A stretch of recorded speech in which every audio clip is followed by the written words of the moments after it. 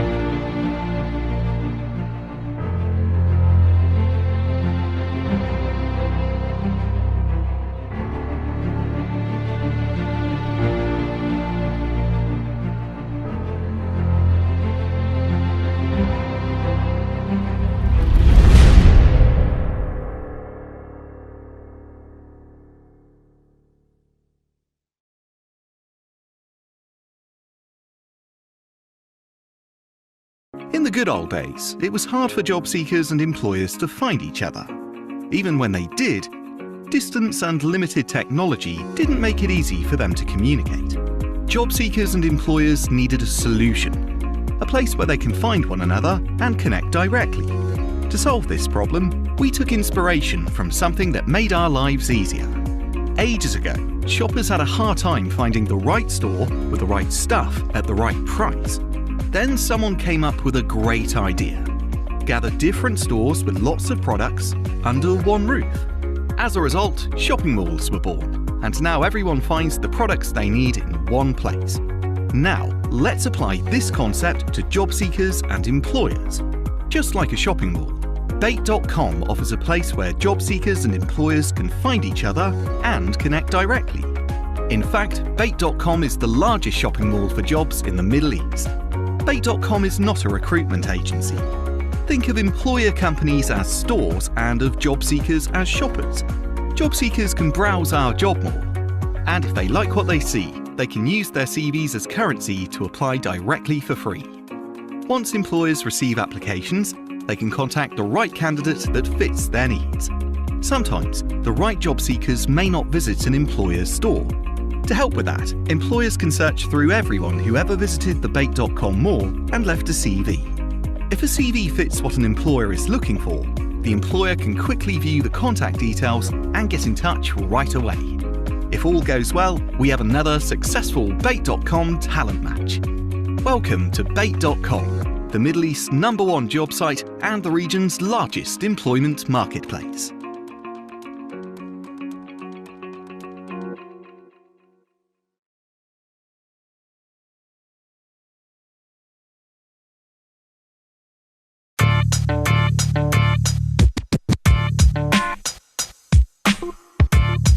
Hi everyone, my name is Lalovich and I'm the Dean of HEC Paris. I'd like to tell you what I think makes HEC Paris such a special place to study. We offer a world of opportunities and outstanding programs in management so that you can become the best, most well-rounded version of you and have an impact on society and the world at large. At HEC Paris, we acknowledge that no two paths are the same.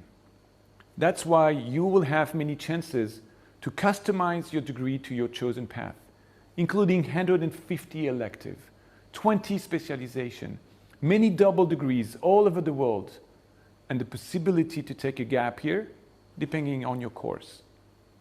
We rank consistently among the world's best business schools, topping the tables of the Financial Times and many others. These leading rankings are some out of many testaments to the outstanding quality of the teaching, career prospects, curriculum, and lifestyle we offer here at HEC Paris. As for our academic approach, we believe that learning is strongest when both in classroom and on the ground. You will receive an exceptional education in management, run by field-leading academics who got their PhD from the world's top universities. Pushing the boundaries of knowledge, our teaching is constantly informed by our faculty world-class research. And thanks to international internship opportunities and courses created by industry practitioners, you will also have a hands-on approach to your field. This perfect theory-practice balance will be an ironclad competitive advantage when launching your career. We pride ourselves on our global mindset, with more than 40% of students finding an internship outside their home country. This is why we offer many opportunities for academic exchanges, as well as double degrees with prestigious universities such as Wharton, LSE, Yale, or Tokyo University. Our students go on to do amazing things, from management positions in big global businesses and NGOs, to startups born at the HEC in Cabete, or even entering academia, the political world, and public sectors. The possibilities are endless. To help you get there, you will have access to exceptional opportunities and support throughout your time at HEC. We offer many career fairs every year, personalized career coaching for every student, and a powerful global alumni network composed of 60,000 graduates and ranked among the most powerful in the world. As for life outside the classroom, in many ways, we consider this just as important as life within it. With over 110 nationalities, our students are a true melting pot of people. Our 130 clubs and societies, spanning from social and humanitarian actions to sports and other leisure activities, only add to this diversity and richness. And our beautiful campus, offering the perfect balance between the urban and rural worlds, provides many opportunities for meaningful connections and lifelong friends. HEC Paris is an exceptional springboard to a future without limits. You will have all you need to successfully embark on the next stage of your life and career. whatever it may be. Our goal is to motivate and enable you to become the next generation of inspirational leaders, connecting you with the world and yourself on a deeper level. Our team's always available to answer all your questions. As for me, I'll be thrilled to see you on campus in a few months or even a few years.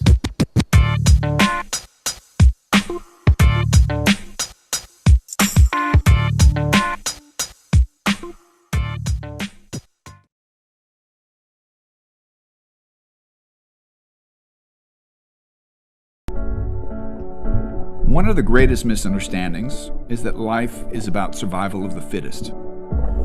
It is not the strongest, but the one who adapts to change that survives. The only way to create real growth in these times is your capability to adapt to the current challenges. Your insights need to be precise to inform your next vital decisions. Your mission is to create stability, ensuring that the collective purpose is aligned to the everyday goal. The enterprises of tomorrow will look vastly different from today.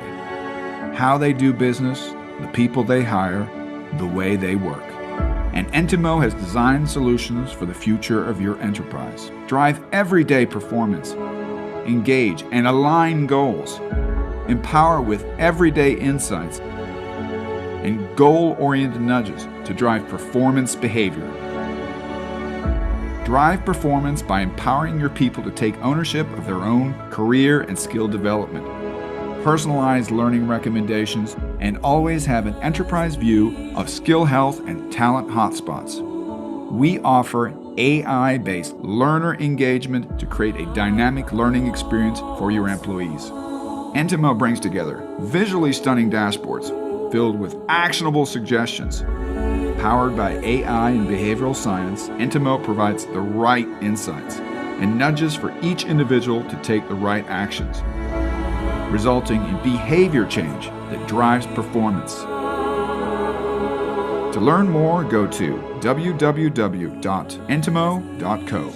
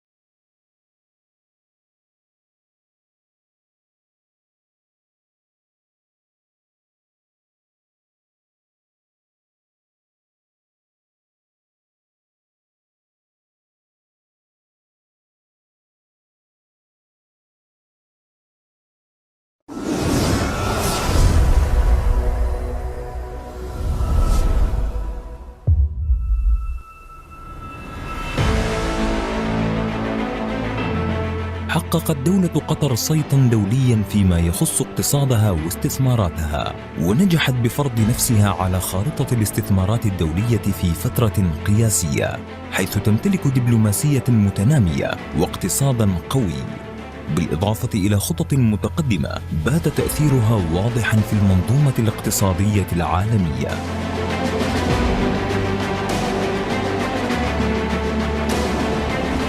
ومن خلال تأمين الدولة لبيئة عمل شفافة ومنافسة، تآلفت العديد من الشرك المحلية، وأبرزها مجموعة الحطاب القابضة التي تأسست عام 1995 واحتلت مكانة رائدة في السوق في عدد من المجالات، تتمحور خدمات الحطاب القابضة في 4 ركائز أساسية، وهي الهندسة، الصناعة، الخدمات العامة، والسلع الاستهلاكية. تساهم الحطاب في لعب دور مؤثر في عالم الاقتصاد والأعمال على المستوى المحلي، كما تخلق أفضل قيمة لعملائها بمزيج من التميز والابتكار في تقديم الخدمات والأنشطة المتكاملة وبأعلى مستوى من الجودة والالتزام والمصداقية. الحطاب للتجارة والمقاولات، وهي شركة تحظى بتاريخ حافل يمتد إلى أكثر من 20 عاماً، وقد برزت الشركة كإحدى أفضل شركات المقاولات في قطر. سويت هاوس للتصميم والديكور، تعتبر من الشركات الرائدة في مجال التصميم والجودة والقيمة، حيث تقدم الشركة خدماتها إلى القطاعين السكني والتجاري، بالإضافة إلى تقديم تصاميم مخصصة تلبي الاحتياجات الفردية. شركة الحطاب للصيانة، تقدم الشركة أفضل خدمات الصيانة في قطر وأكثرها توفيراً من حيث التكلفة، كما تحظى الشركة بفريق عمل فني متاح على الدوام. الحطاب للمواد العازلة والتركيبات، تقدم الشركة حلول المواد العازلة والعزل الحراري، بالإضافة إلى أعمال الأرضيات وأعمال الطلاء بمادة الإيبوكسي. الحطاب للاستشارات الهندسية، تقدم الشركة خدمات متخصصة في مجال الاستشارات والهندسة إلى مجموعة كبيرة ومتنوعة من الاستخدامات في مجالات المعمار والهندسة والأعمال اللوجستية والإنشاءات. شركة الكعبي للخرسانة الجاهزة، تملك الشركة وسائل تكنولوجية متقدمة تمكنها من إنتاج خرسانة فائقة المتانة. الحطاب للسيراميك، وهي أحد أكبر الشرك الرائدة في مجال استيراد السيراميك والبورسلين وتوريدها في قطر. مصنع الحطاب للرخام، تمتلك الشركة مصنعاً للرخام تنتج من خلاله أسطح الرخام والكوارتز الطبيعية والمضغوطة والمصقولة.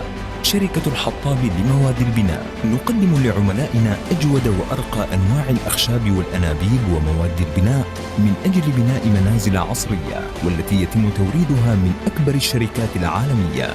شركة الحطاب للخدمات الأمنية، تقدم خدمات وحلول أمنية كاملة إلى المؤسسات الحكومية والقطاع الخاص، ويعمل لدى الشركة فريق عمل على مستوى عال من التدريب. شركة تاتش للتنظيفات والضيافة والتجارة، تعتبر من إحدى الشركات الرائدة في تقديم خدمات النظافة والضيافة في دولة قطر، وتخدم الشركة عملائها على الصعيد الحكومي والسكني على حد سواء. الحطاب للعقارات، تقدم الحطاب للعقارات شتى فرص العقارات سواء على المستوى السكني أو التجاري، كما تساعد عملاؤها على الاستثمار في مجال العقارات. نيكست فيرز للمعارض والمؤتمرات، تقدم الشركة حلولاً جاهزة كاملة الخدمات إلى أصحاب المعارض الطامحين للاستفادة من فرص السوق الهائلة الموجودة في قطر. الحطاب للاستثمار، تضم الشركة حافظة أعمال تضم المشاريع الإعمارية والاستثمارات العقارية المدرة للدخل. الحطاب للمواد الغذائية، تقوم الشركة بتوزيع السلع الاستهلاكية والمنتجات ذات الجودة العالية، والتي تنفرد الشركة حصرياً بتقديمها. تحرص مجموعة الحطاب على تدشين برامج التحسين والتطوير المستمرة، بما يضمن التعامل مع مشاريع العملاء على النحو الأمثل، بالإضافة إلى التقييم الدوري لجودة منتجاتها ومشروعاتها وفقاً لاحتياجات العملاء والمنتجات الأخرى المطروحة في الأسواق، وضمان الالتزام التام بالمعايير ومواصفات المنتجات، واستمرار تحسين إدارة الجودة في عملياتها من خلال وضع ومراجعة الغايات والأهداف القابلة للقياس.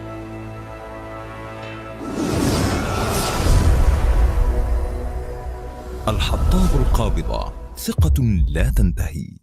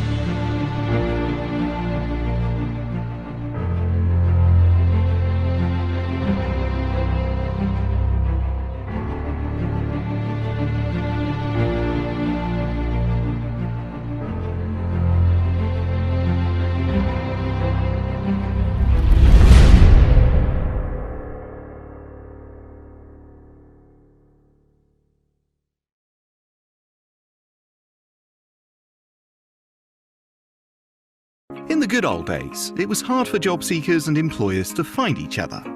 Even when they did, distance and limited technology didn't make it easy for them to communicate. Job seekers and employers needed a solution, a place where they can find one another and connect directly. To solve this problem, we took inspiration from something that made our lives easier. Ages ago, shoppers had a hard time finding the right store with the right stuff at the right price. Then someone came up with a great idea. Gather different stores with lots of products under one roof. As a result, shopping malls were born, and now everyone finds the products they need in one place. Now, let's apply this concept to job seekers and employers. Just like a shopping mall, Bait.com offers a place where job seekers and employers can find each other and connect directly. In fact, Bait.com is the largest shopping mall for jobs in the Middle East. Bait.com is not a recruitment agency. Think of employer companies as stores and of job seekers as shoppers. Job seekers can browse our job mall, and if they like what they see, they can use their CVs as currency to apply directly for free. Once employers receive applications, they can contact the right candidate that fits their needs. Sometimes, the right job seekers may not visit an employer's store. To help with that, employers can search through everyone who ever visited the Bait.com mall and left a CV.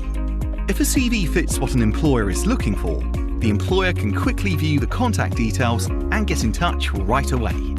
If all goes well, we have another successful Bait.com talent match. Welcome to Bait.com, the Middle East's #1 job site and the region's largest employment marketplace.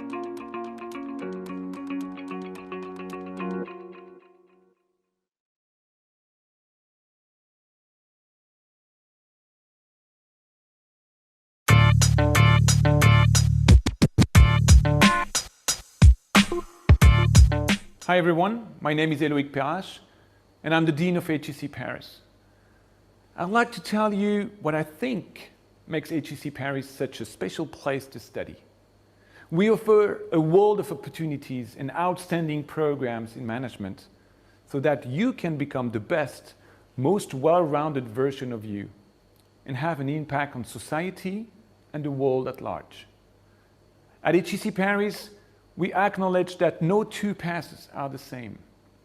That's why you will have many chances to customize your degree to your chosen path, including 150 elective, 20 specialization, many double degrees all over the world, and the possibility to take a gap year depending on your course. We rank consistently among the world's best business schools, topping the tables of the Financial Times and many others. These leading rankings are some out of many testaments to the outstanding quality of the teaching, career prospects, curriculum, and lifestyle we offer here at HEC Paris. As for our academic approach, we believe that learning is strongest when both in classroom and on the ground. You will receive an exceptional education in management, run by field-leading academics who got their PhD from the world's top universities. Pushing the boundaries of knowledge, our teaching is constantly informed by our faculty world-class research. And thanks to international internship opportunities and courses created by industry practitioners, you will also have a hands-on approach to your field. This perfect theory-practice balance will be an ironclad competitive advantage when launching your career. We pride ourselves on our global mindset, with more than 40% of students finding an internship outside their home country.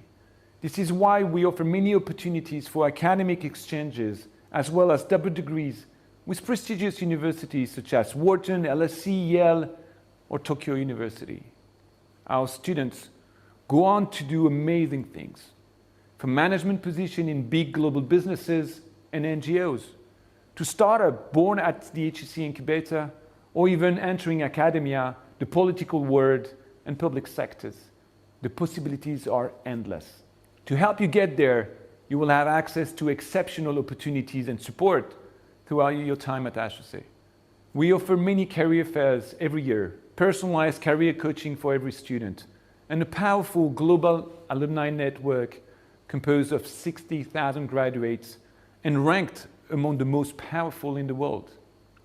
As for life outside the classroom, in many ways, we consider this just as important as life within it. With over 110 nationalities, our students are a true melting pot of people. Our 130 clubs and societies, spanning from social and humanitarian actions to sports and other leisure activities, only add to this diversity and richness. And our beautiful campus, offering the perfect balance between the urban and rural worlds, provides many opportunities for meaningful connections and lifelong friends. HEC Paris is an exceptional springboard to a future without limits. You will have all you need to successfully embark on the next stage of your life and career, whatever it may be. Our goal is to motivate and enable you to become the next generation of inspirational leaders, connecting you with the world and yourself on a deeper level. Our team's always available to answer all your questions. As for me, I'll be thrilled to see you on campus in a few months or even a few years.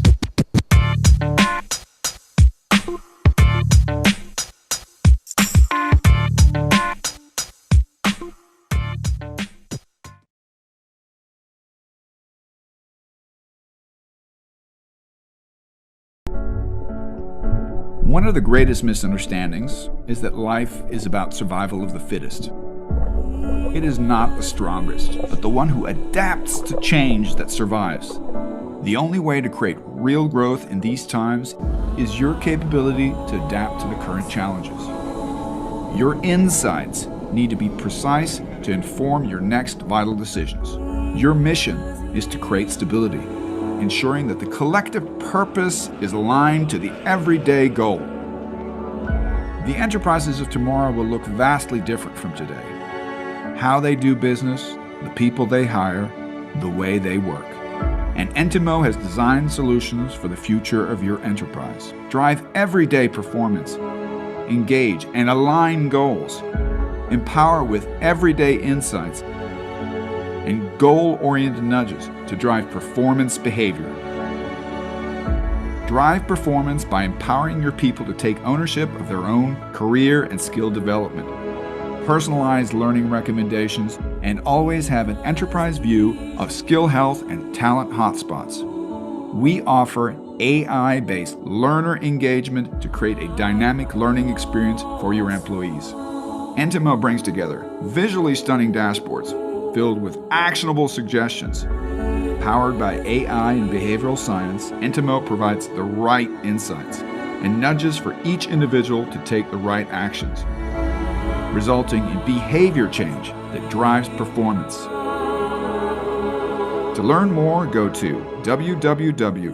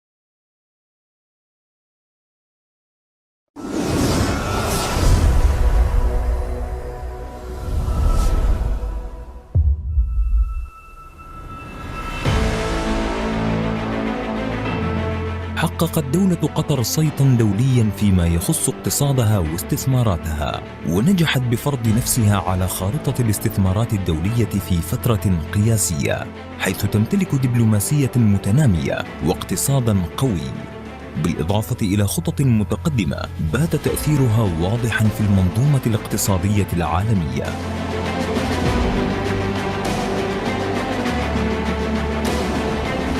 ومن خلال تأمين الدولة لبيئة عمل شفافة ومنافسة، تآلفت العديد من الشرك المحلية، وأبرزها مجموعة الحطاب القابضة التي تأسست عام 1995 واحتلت مكانة رائدة في السوق في عدد من المجالات.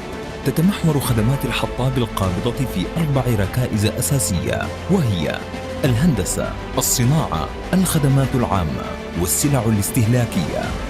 تساهم الحطاب في لعب دور مؤثر في عالم الاقتصاد والأعمال على المستوى المحلي، كما تخلق أفضل قيمة لعملائها بمزيج من التميز والابتكار في تقديم الخدمات والأنشطة المتكاملة، وبأعلى مستوى من الجودة والالتزام والمصداقية.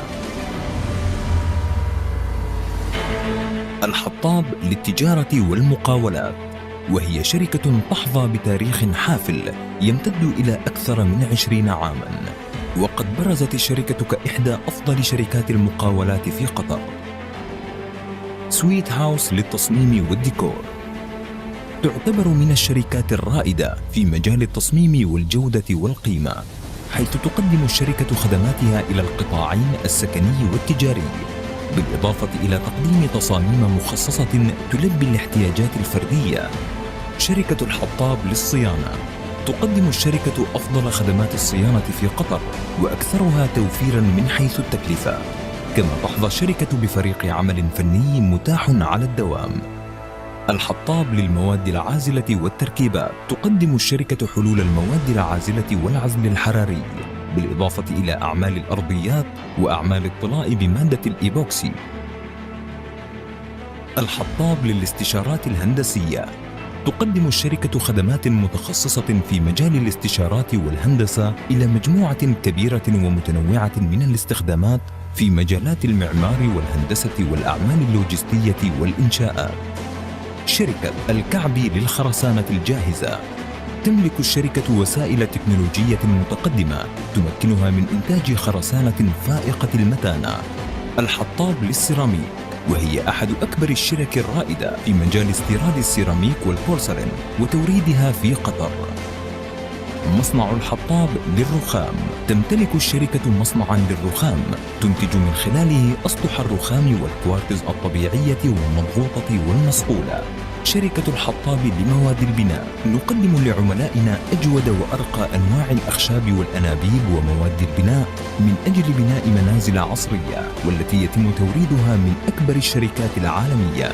شركة الحطاب للخدمات الأمنية، تقدم خدمات وحلول أمنية كاملة إلى المؤسسات الحكومية والقطاع الخاص، ويعمل لدى الشركة فريق عمل على مستوى عال من التدريب. شركة تاتش للتنظيفات والضيافة والتجارة، تعتبر من إحدى الشركات الرائدة في تقديم خدمات النظافة والضيافة في دولة قطر، وتخدم الشركة عملائها على الصعيد الحكومي. Hello again and welcome all. Thank you for so much for being with us. Dr. Yasmin, hello, good afternoon. How are you? Kindly just unmute your microphone, please. Good afternoon. Okay, good afternoon. Salam alaikum. You look so great, Dr. Yasmin. Okay, Dr. Yasmin is Balushi, is project manager from Etimad. She'll be presenting for Spring 2040 Leadership Competencies, the case of Etimad in Sultanate of Oman. Please, would you like to share your presentation, Dr. Yasmin? Sure. Okay. Can I share a video prior to my presentation, which takes you through a 1-minute journey of Etimad before I present the whole case of Etimad? With a great pleasure. Please shoot it. With pleasure. Thank you. All right. Most welcome. Good luck to you. Can you see the share screen? Yes, we do. Yes, we do. Thank you.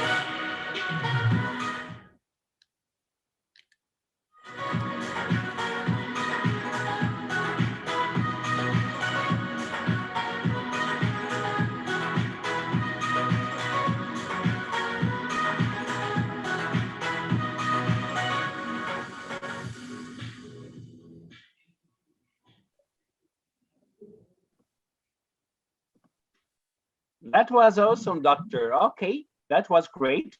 Would you like to show your presentation? Would you like to share it, please? Just to make sure everything will be fine with you. Yes. Okay. Okay, good luck to you then. See you later. Good luck.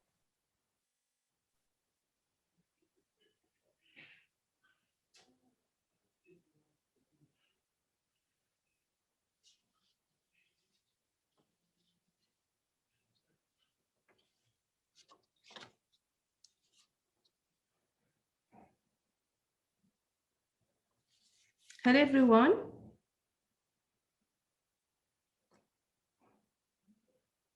Can you see the screen? Yes, we do, Dr. Yasmin. You can start presenting. You're welcome. Good luck. So thank you so much for inviting me, and thank you for the opportunity to be part of the Qatar 2021 HR Conference. It's a privilege to be here and sharing the experience of Etimad, that is the National Leadership Program to upskill and empower the potential Omanis for middle and senior management positions in the private sector, which we call it Etimad. Of course, this program is aiming to empower the human resource in Oman, especially in the private sector, and leadership, particularly and supervisory positions of Omanis in the private sector currently is one of the national priorities in the Sultanate of Oman. The whole program came as a consequence of all the discussions that have taken place in the labs of the employment and labor market of Tanfeed. Tanfeed is a program that the government has taken it to enhance economic diversification of economy in Oman in 2016. And here is a picture of the labs where you can see that different stakeholders were present in the Tanfeed, where they have taken the step that we need a program that can help Omanis, young Omanis, to empower them and upskill their levels so they can take leadership positions in the private sector. The vision of Etimad is to create qualified Omanis, of course, in the middle and upper management in the private sector. And we were taking them through a very rich program in order to do so. So the target of Etimad was 10,000 Omanis to start with in the span of 5 years. And the focus was to develop the leadership and supervisory skills. Of course, this is one of the unique initiatives that has a very great partnership between private and public sector in Oman. Actually, one of the very few unique partnership projects where the government took the initiative to support the private sector financially to provide this program at the initial stage, and then later on it is a partnership between government and private. It is one of the unique programs that the government is trying to do it for the private sector upskilling and empowerment of Omanis. Of course, we try to bring local and international experience through the planning of Etimad. And we have created the condition who are the participants. And as an early stage of the program, when it started with the first 500, the government thought, okay, we make it available to all Omani who are ranging between the age 24 to 50. However, later, this has been modified to 24 to 45 because they thought 50 is too late for people to be supported by such kind of a program. And because the data also was showing us interesting figures, which I'll come to it later on. Of course, from the academic qualification, it is the national diploma onward. They did not stop any person who is Omani who does not have a college certificate to attend the program.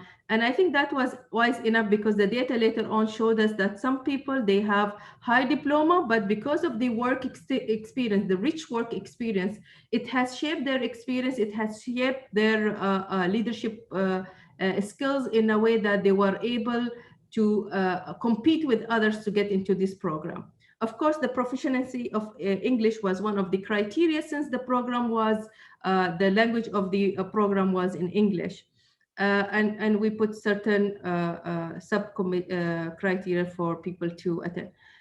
There was a huge registration when the first phase was announced. So we sent, in the first stage, we only target the big companies in Oman and where they have 100 employees and above. And we were really positively surprised that we got a very good response. Almost 1,500 people registered or were nominated from their companies to be in the program. By the way, the registration for the program is by nomination, and I will explain later why. And this is one of the unique also section of the program that we have. And again, of course, they went through a lot of assessment. We use different assessment tools, ability tests, English language tests, situational judgment, ideal profile, through psychometric tests, of course. And of course, those who made it, they went through interviews. Not all people who passed the test could make it to the interview. Very few drop out while there. Out of 1,500 almost cases who registered for the assessment, we nominated 500 for the first batch. So 500 were selected among. We wanted to make sure that the profile selected meet the criteria of the program being offered. So gender wise, you can see that there was a difference between male and female. And actually, when we did the actual program, we had around 70 male and 30% female. And when we came to the Ministry of Labor, that was also representative, very much representative of the percentage between male and female in the workforce in the private sector as a whole. By the qualification, again, why we did not exclude the people who have diploma and general diploma, because we found that out of those very good number, 46 people attended the first batch of 500. Of course, you can see that majority of people who attended the program were bachelor holder and master holder, and a few of the PhD holder. We made sure that they are representing different government of Oman, and a lot of them came from Muscat, because being the main area where companies are located, of course, some areas they had very, very few representation. But again, this was a pilot study or a pilot group where the first 500 were targeted. Still, some companies had very vague understanding of the program and its objectives. Some people were hesitant because they felt that maybe after graduating from the program, the Ministry of Labor will ask them to put these people by default in leadership positions. And that was the case why some of the companies were hesitant. However, after the launch of the first batch, we have received a lot of inquiries from different regions that they would like to be part of the program. So hopefully we will see increase in the second phase of the program soon this year.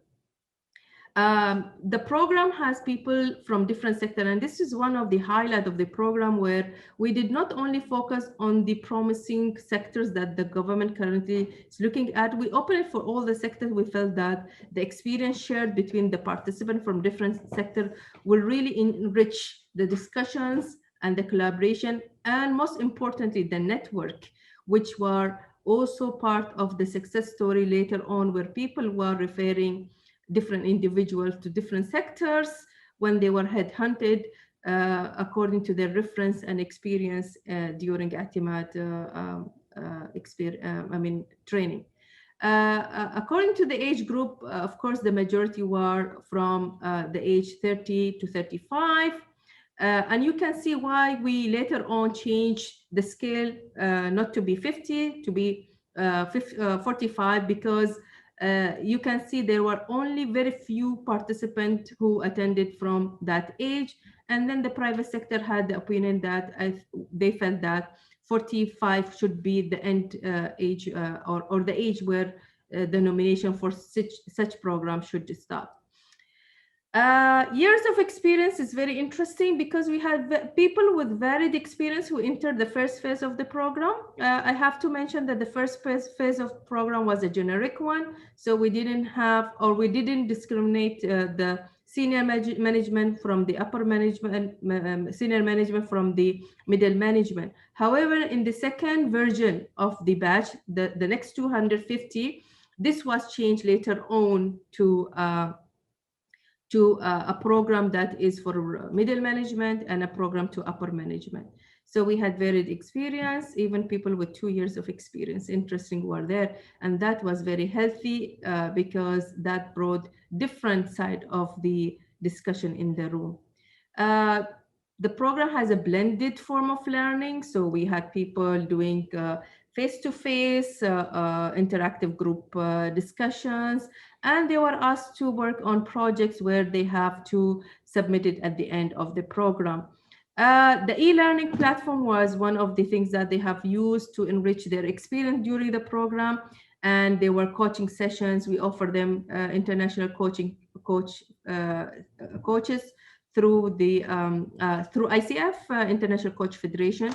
Every individual has taken 5 coaching sessions during the duration of the program. The action learning project were given to these people at the beginning of the program, where they were requested to select a challenge that they face from their own sector or an opportunity they can bring to their own sector and bring a value to their sector. At the end of the program, they were requested to present these projects in front of a panel from the same sector. So I'm sharing some of the photograph of how interactive the training has been and how rich and diverse the training has been. Of course, this were the first 250 people who attended the program. And then we started batch 2, another 250 who started just a week ago. After the first launch, we and even prior to the first launch, we have looked at the national leadership program that we have currently in Oman. Some of them were national ones, like the CO program and the programs given to youth, and then the programs given under Institute of Public Administration, or the defense, the National Defense College, which is very focused on the strategic planning. And we try to look at the best practices across this program, and also the programs which are in the private sector, some of the banks, some of the petroleum company, some association like Outward Bound and Oman Sale. And we were looking at the best practice to see what are the major competencies. And I'm sure that you have some of the question regarding how did we gauge in designing the first batch course on competencies. Of course, this was very intensive dialogue with the private sector, where they have voiced their needs and what they are looking for in leadership position, and what certain Omani calibers are lacking, and what they wanted us to work through the program on those competencies in particular. When we looked at these programs, we came to another set of very comprehensive competencies, which now we are working on to move forward on bringing the whole leadership programs that we have, all national leadership programs we have in Oman, under one umbrella. And we are looking at having Oman Leadership Academy. We have some of the very distinguished programs like the CO program that is targeting C-suite. And as you can see in blue, the 2 programs that currently Etimad is taking care of. And of course, we were looking at the youth and general leadership program as a way forward. And actually, this project is in the pipeline at the moment, where we are bringing the experience from all these programs across Oman and see how it can help. And as I said that it's targeting different audience, different age group, and different dimensions, and different competencies within these dimensions. So this was one of the proposals for the way forward, which the government currently is working. One of the learnings that we have found from Etimad and benchmarking it with other programs, by the way, we didn't benchmark only locally, we have also benchmarked regionally across the Gulf, in Bahrain, UAE, Qatar, Leadership Center, In Saudi Arabia, a lot of leadership program, and also benchmarking with the best practices around the world from INSEAD, MID, Singapore, and in USA as well. So we had a lot of learnings from this program. We found that the best model is, because Etimad, the first phase was only 4 months of period, where we requested the companies to release their employee a week every month, and then we did the training intensively across those 4 months. But with the best practice, we found that it should go at least in the stretch of a year, and so that more engagement, more reflection, going back to work will bring a lot of learnings. By the way, the participants of Etimad used to come 1 week per month, and then 3 weeks they used to do the other stuff that we gave them, the project, the e-learning, and the coaching session. And of course, we were giving them the platform to go back to work, reflect, and implement what they have learned, and come back again for the second module, and so forth. So this was one of the suggestions, and I think this is currently is being considered. Taking you through the workflow of the program in the proposed model, where we are also, if you can see in the proposed model, we are trying to bring other elements in the program. Bootcamp is something is under the discussion for this batch, and the leaders forum. Though we didn't have an open leader forum, we made sure that every batch, when I say every batch, where I'm talking about 250, and every 250 were divided into 7 cohorts. We made sure that every cohort meet leaders, they have a dialogue, and have a real life example where they interact in questions, answers, learning opportunity. Hackathons were one of the things that we are highly suggesting, and we want to encourage the phase of a future-ready leader, or future-proof leader, as we call it nowadays, and how these all learning methodologies can help to make the program in a better shape. I took you very fast through the journey of Etimad. I leave more floor for question and answer, because I'm sure that you have a lot of questions and answer regarding this national initiative that we have taken in Oman, and the way forward. Thank you so much. Dr. Yasmin, you did just great. Well done. It was amazing. Thank you so much. Can you hear me? Yes. Okay, great. Well, we do have a few questions, if you don't mind. It was really great presentation, and all the best luck for you. So the follow-up mechanism, can you tell us more about it, please? Well, yes, one of the highlights of this program, one of the unique characteristic of this program, which makes it a little bit different from other programs, when we were doing the benchmarking, we found that programs finish at the training stage and project presentation, and that's it, and people leave. And we thought, because this is not only a training program, this is also Omanization program in core, and people, we wanted to see how well they are doing after they left the program, what competencies they're bringing to their workplaces, what values now this workplaces, after nominating them for the program, can see, and what added value they are bringing.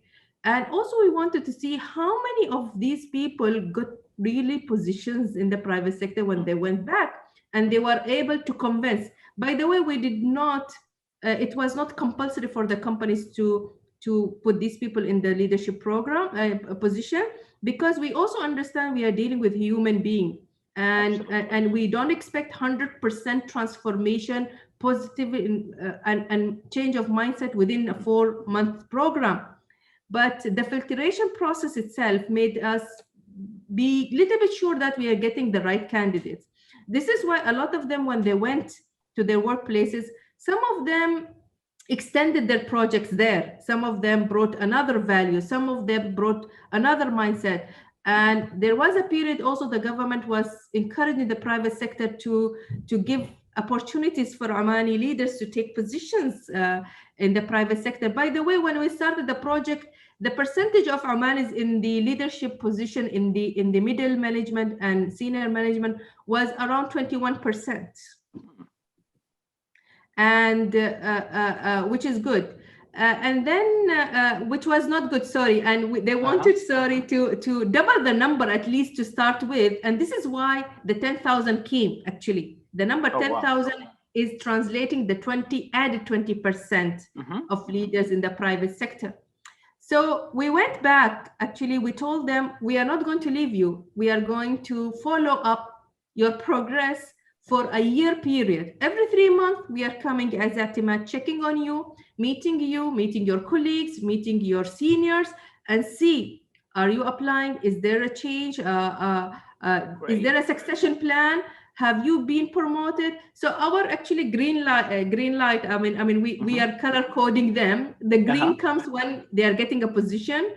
They are being empowered with responsibility in order to take a position. I'm glad till yesterday, and I'm giving you fresh data. Till yesterday, we reached around 200 people out of 250.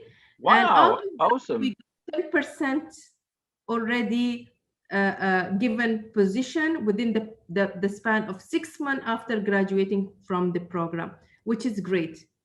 Amazing. That's amazing, actually. Well, great. Okay, next question would be, what is next? What is next? As I said, that now currently we are working on leadership center. So the name is not academy, but the government is working on a leadership center. I think the idea has come from different entities. Why we have scattered programs in the country. Why can't we have a hub of national initiative where all this leadership program comes, whether it is C-suite, whether it is private sector. As you can see, some sectors were public sector, like the public administration and the CO program and the youth program. Some of them were private. And they said, why can't we have one hub where we bring private and public together? And we have different leadership programs that we can offer to different segments and stages of Oman as we are going forward to Vision 2040. That's cool. So any future plans? Yes, we are currently looking forward to announce the second batch, which is another 500, launching 1,000 in 2022, and working with another batch of 250 in the government to start with.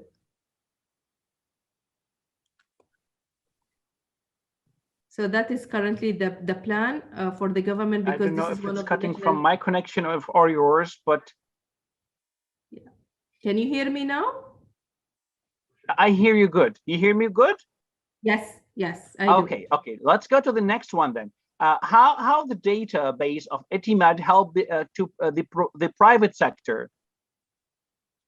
It helped a great deal. Actually, one of the objectives of the program is we create a pool of ready leaders.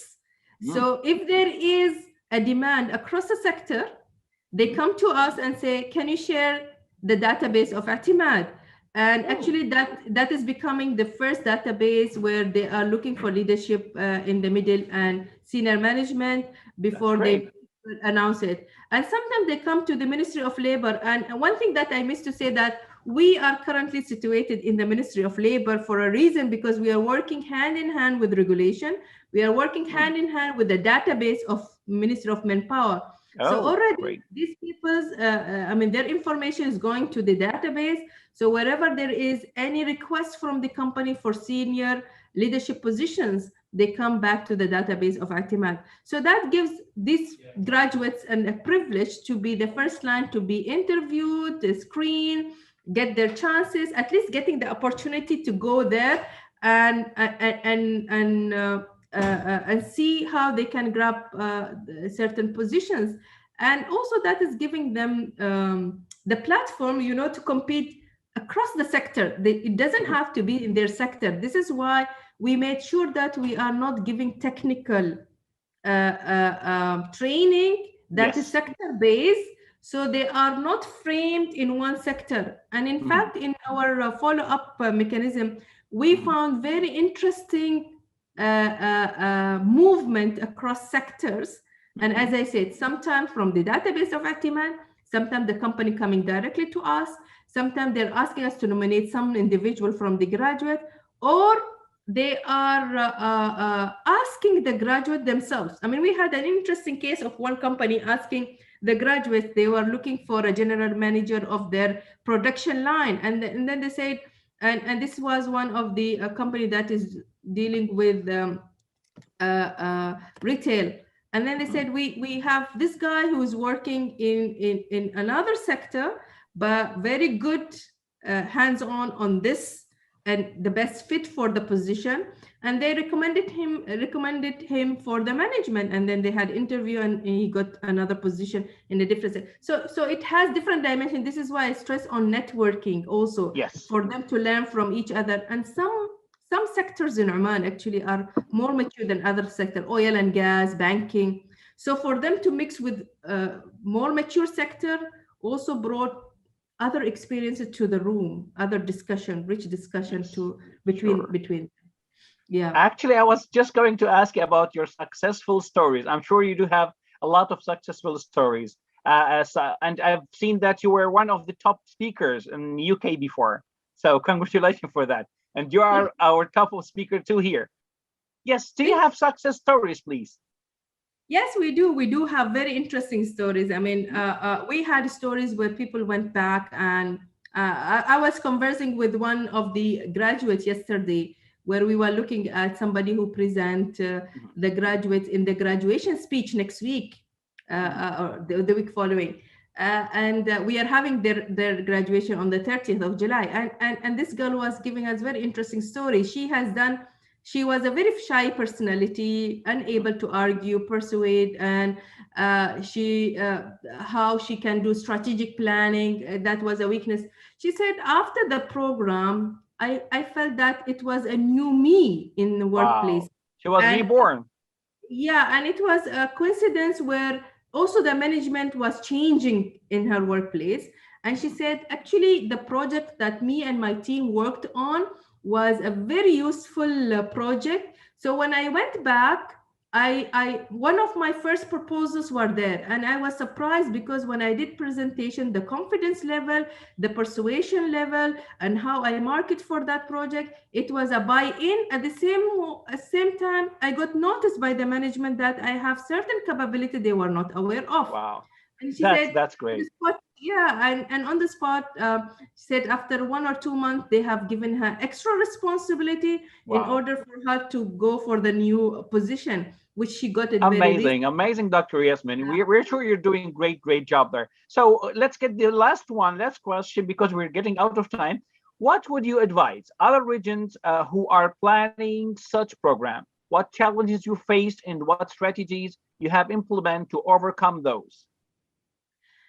I think we learned a lot from the region, and I'm sure that it's a learning phase for all of us. All GCC countries currently are very focusing on their human resource, on the wealth they have in the human resource, and the education level that was brought up, and how now it's time to give them the floor to take the lead. I think we learned a lot from the experience in the area. One of the challenges we face is the vagueness of the idea at the beginning, which little bit threatened the private sector, that it is coming from the government, so maybe there will be an obligation for them to put people on the seat immediately, and that made certain sectors, I would say, reluctant. So maybe a better communication, a better I would say public campaign at the beginning could have been done for better understanding. Also in the first stage, I said 1,500 people came, and then after we filtered, 500 only could manage. So it means that not everyone was fit for that course, but sometimes they just send people to the courses, keep them engaged, but are they the right people? So maybe also that message could have been clear enough. Dr. Yasmin, everything was so clear, and you did great job with us. We are so pleased and honored we had you today. Thank you so much for joining us, and looking forward for next conferences too with you. You did great job. Thank you so much, and have a great day, and good luck in everything. Thank you so much. Thank you, Dr. Yasmin. Have a great day. Thank you. I'm going Thank you so much. Bye-bye, doctor. Okay, Bye. yes, thank you. So I'm going to welcome now Sarah Rahim, country manager from UK to Go at Gift Qatar. Good afternoon, Sarah. Hello, how are you? Hi, good afternoon. How are you? You look great. I'm doing great. Thank you. I'm fine. We're going to discuss and present the new normal, effective reward and recognition in a remote workforce. Correct? Correct. Okay. Would you like to share your presentation? Try to share your presentation, please. Sure. Give me a moment, please. Sure. Take your time. If you need any technical support, we are here for you. Okay, Ms. Sarah. There you are. We can see your presentation. Okay.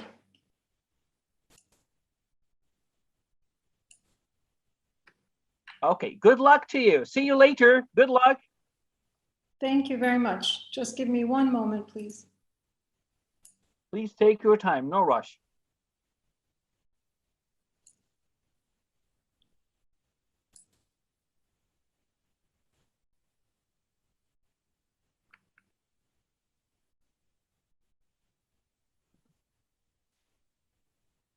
Anything we can help on with, or all is good with you? Yeah, just give me 1 second, please. Sure.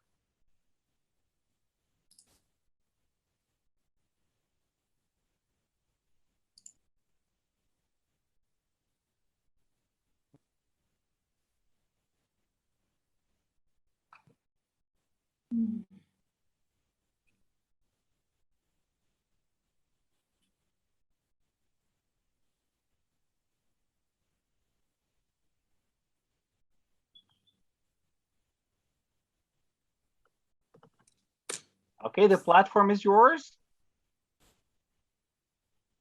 Wonderful. Well, let's go ahead and get started today. I'm very happy to be with you. I really enjoyed the sessions for the last two days, and it's very exciting to see all of the messages that are coming out around the importance of communication, rituals, connecting, and really how to make sense with where we are today.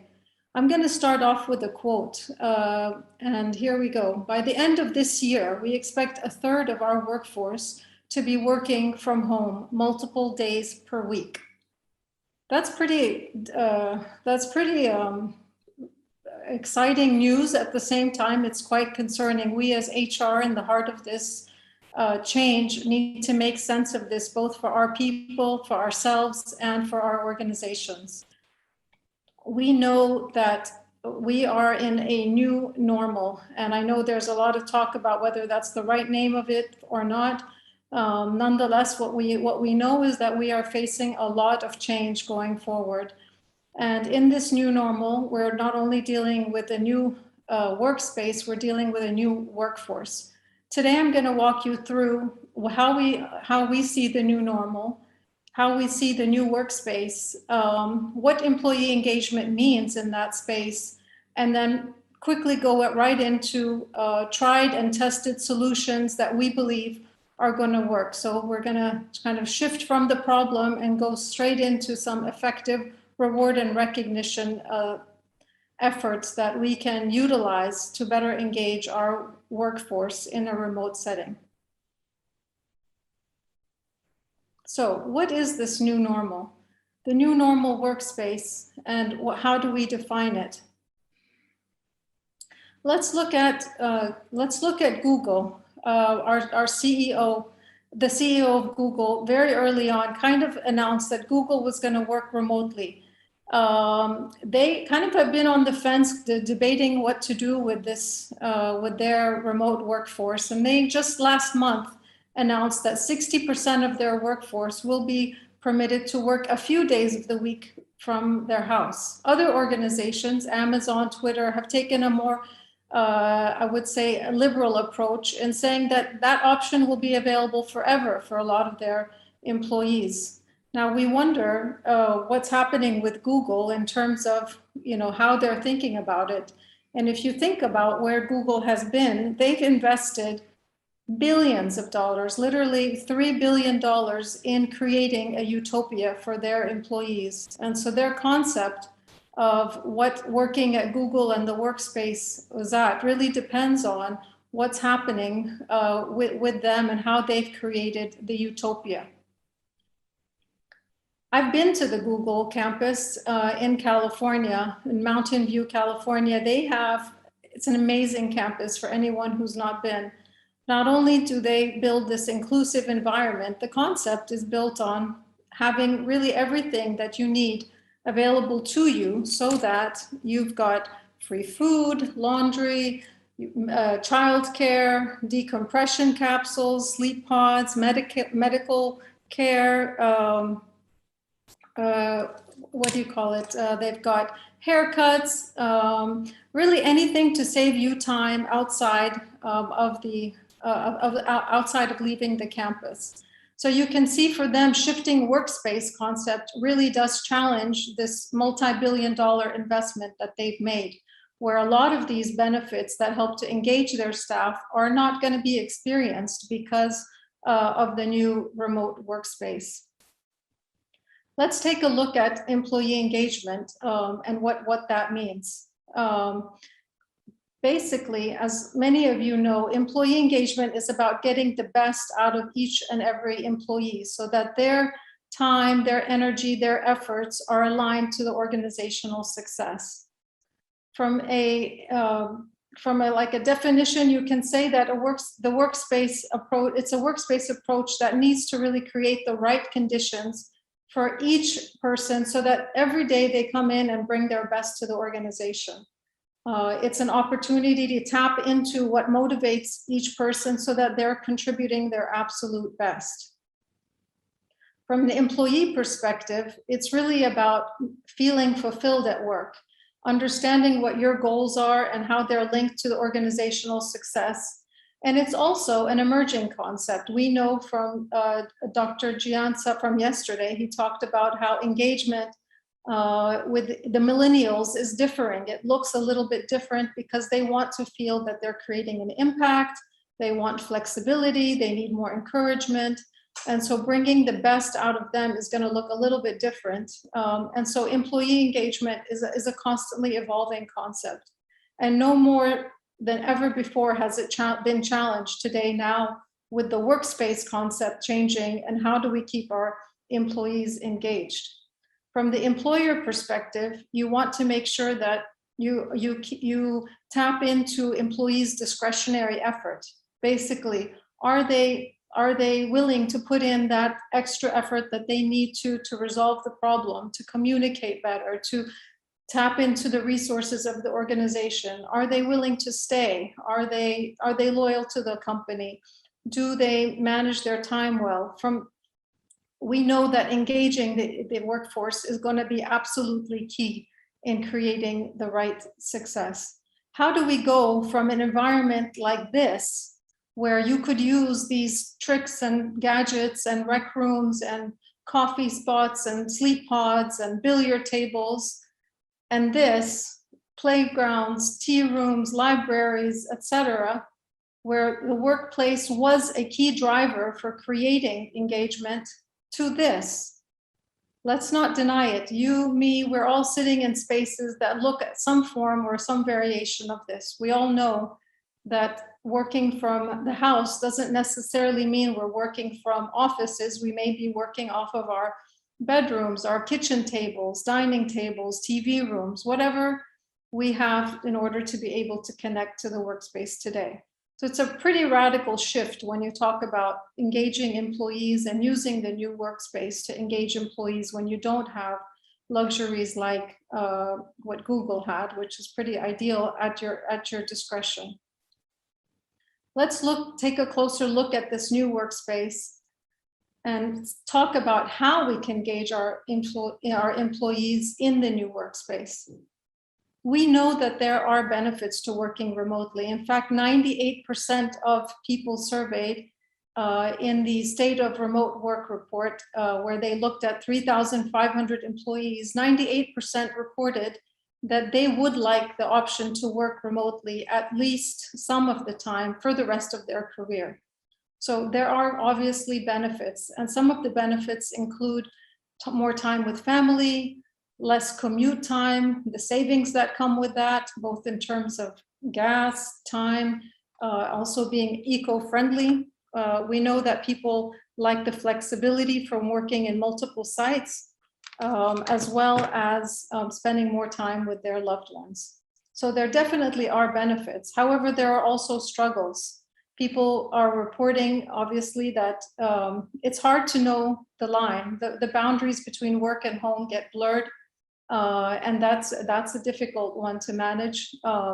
Collaborating and communicating, having tough conversations, feeling lonely, staying motivated, Wi-Fi could be an issue, and really just unplugging from work are some of the struggles that occur with working from home.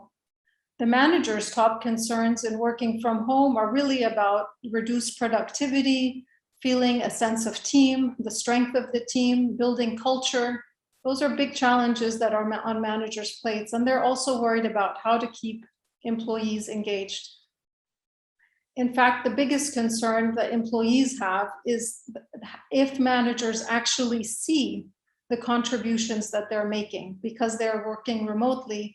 The whole concept of how we know that we are being seen, we are being valued, our work is being valued when we're working far from one another.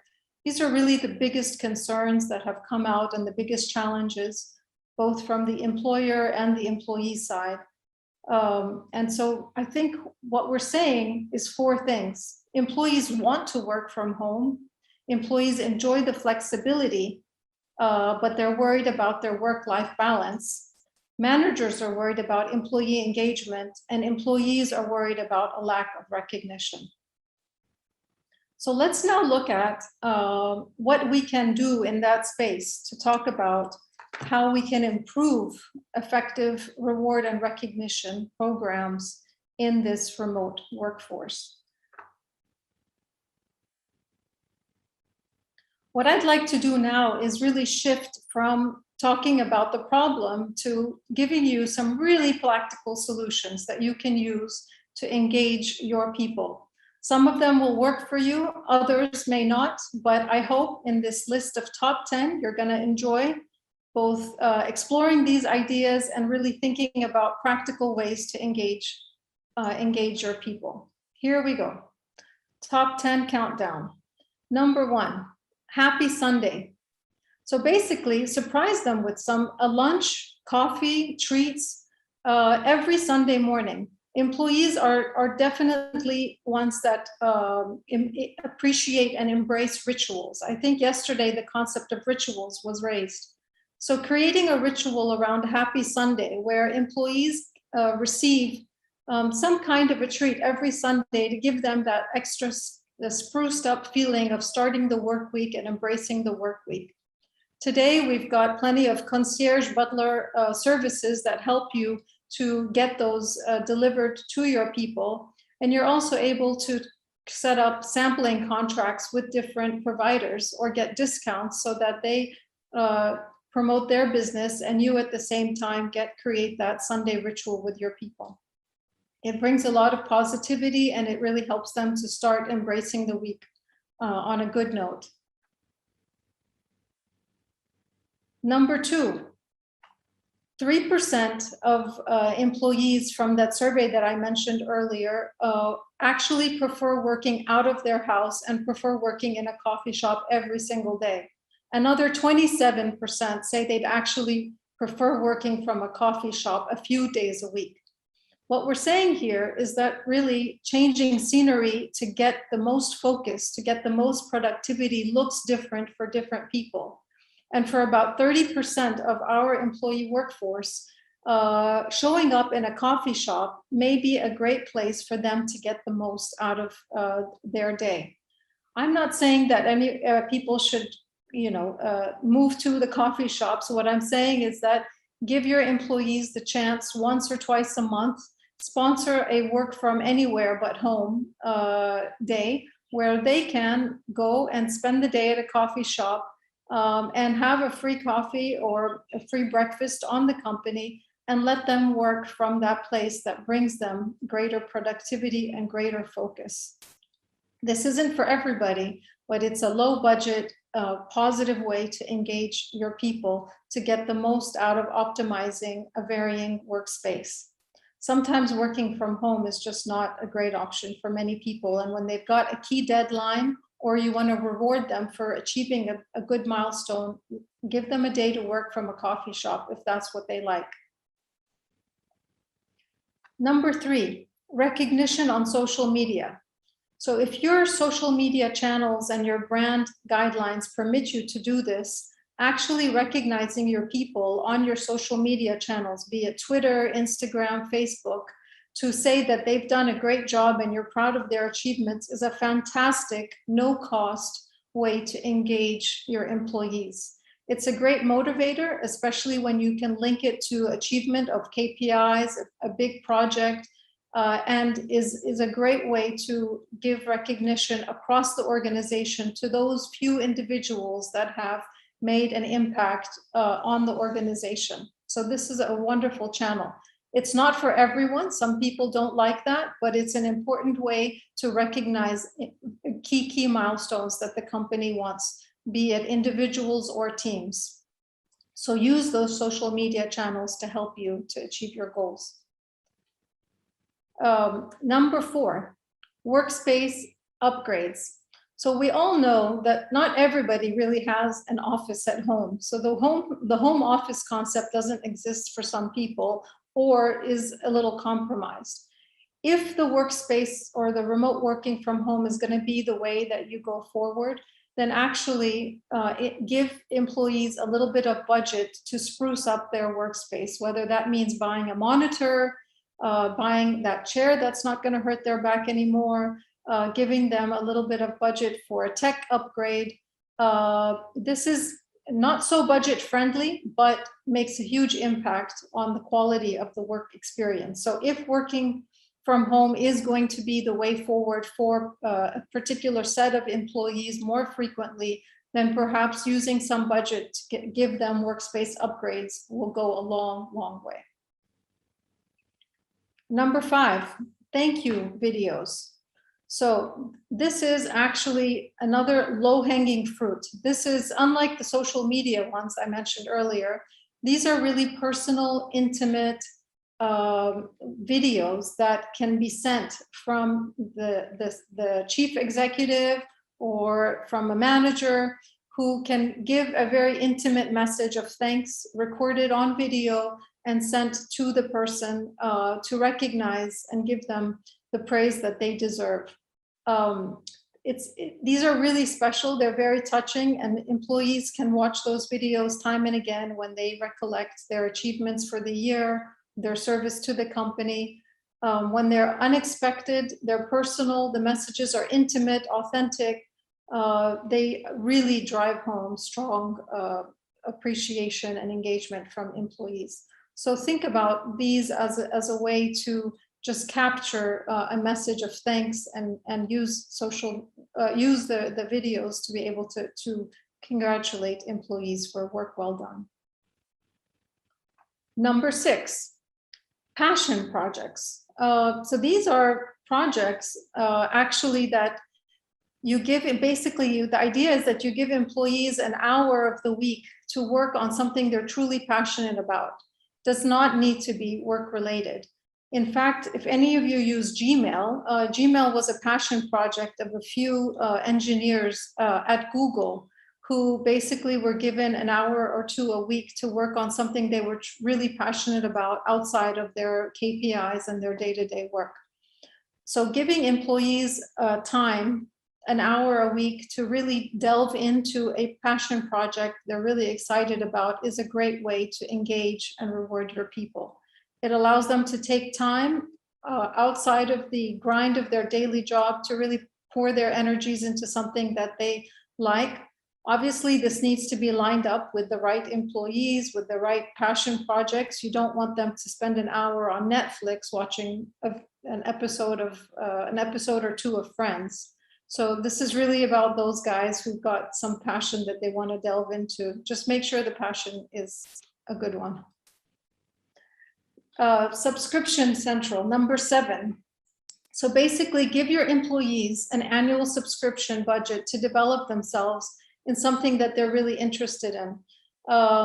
There's so much out there, and a lot of the high quality materials often do require subscription costs.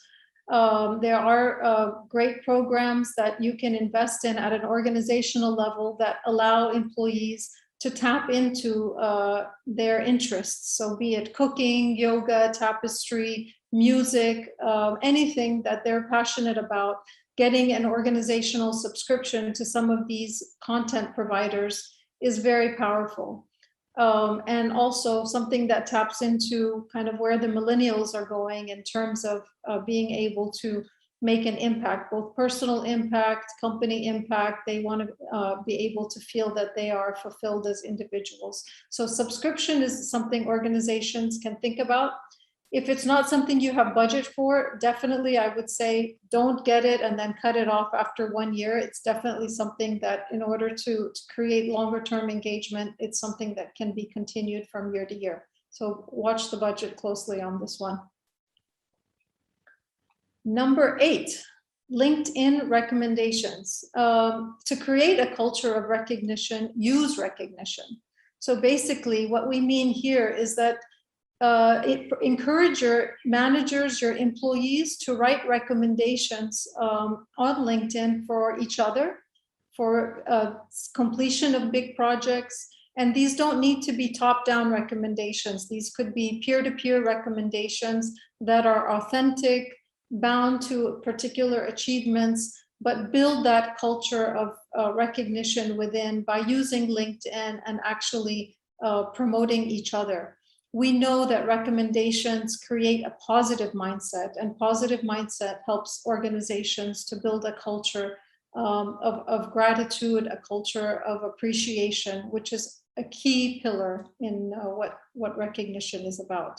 So this is a resource available to you.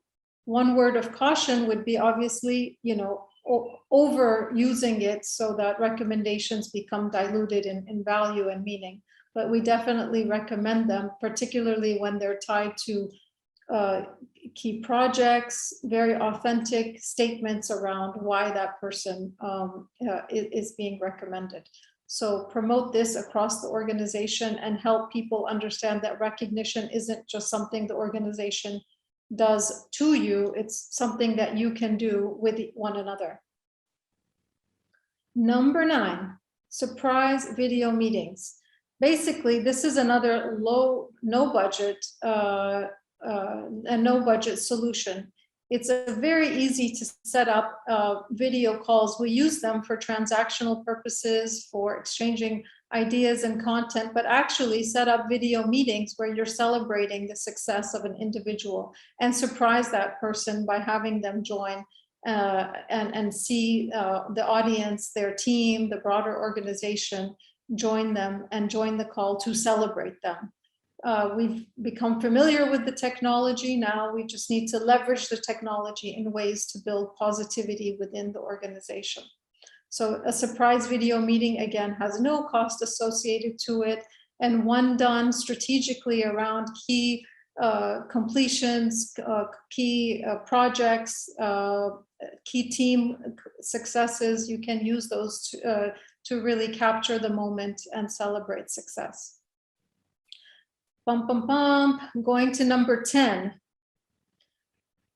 You got a gift happy card. Basically, a happy card is one of the most popular ways that organizations are celebrating success, recognizing employees, and giving recognition to employees across a very remote workforce. Gift cards are nothing new. They've been around ever since the e-commerce developed, but digital gift cards are actually something quite new. Digital gift cards are a way of recognizing employees, and within an instant, an employee can receive a gift card on his email or mobile phone saying thank you. Organizations use these to personalize them, customize them with the company logo, include videos of the manager of the team so that the gift card comes with a very special message. HR professionals like them because they can automate, it's all automated, it's hassle-free. At the touch of your computer, you're able to distribute one gift cards or hundreds of gift cards in one bulk distribution. So they're highly scalable, highly flexible, super COVID friendly because there's no contact, distribution is all digital. And the Happy Card is great because it gives the employees the choice to spend the card at over 800 different merchants. So whether they want to buy the new headset or they want to get the new chair, or they'd like to just buy tons and tons of coffee and enjoy it at different coffee shops, the Happy Card allows the employee to choose where they can spend the money.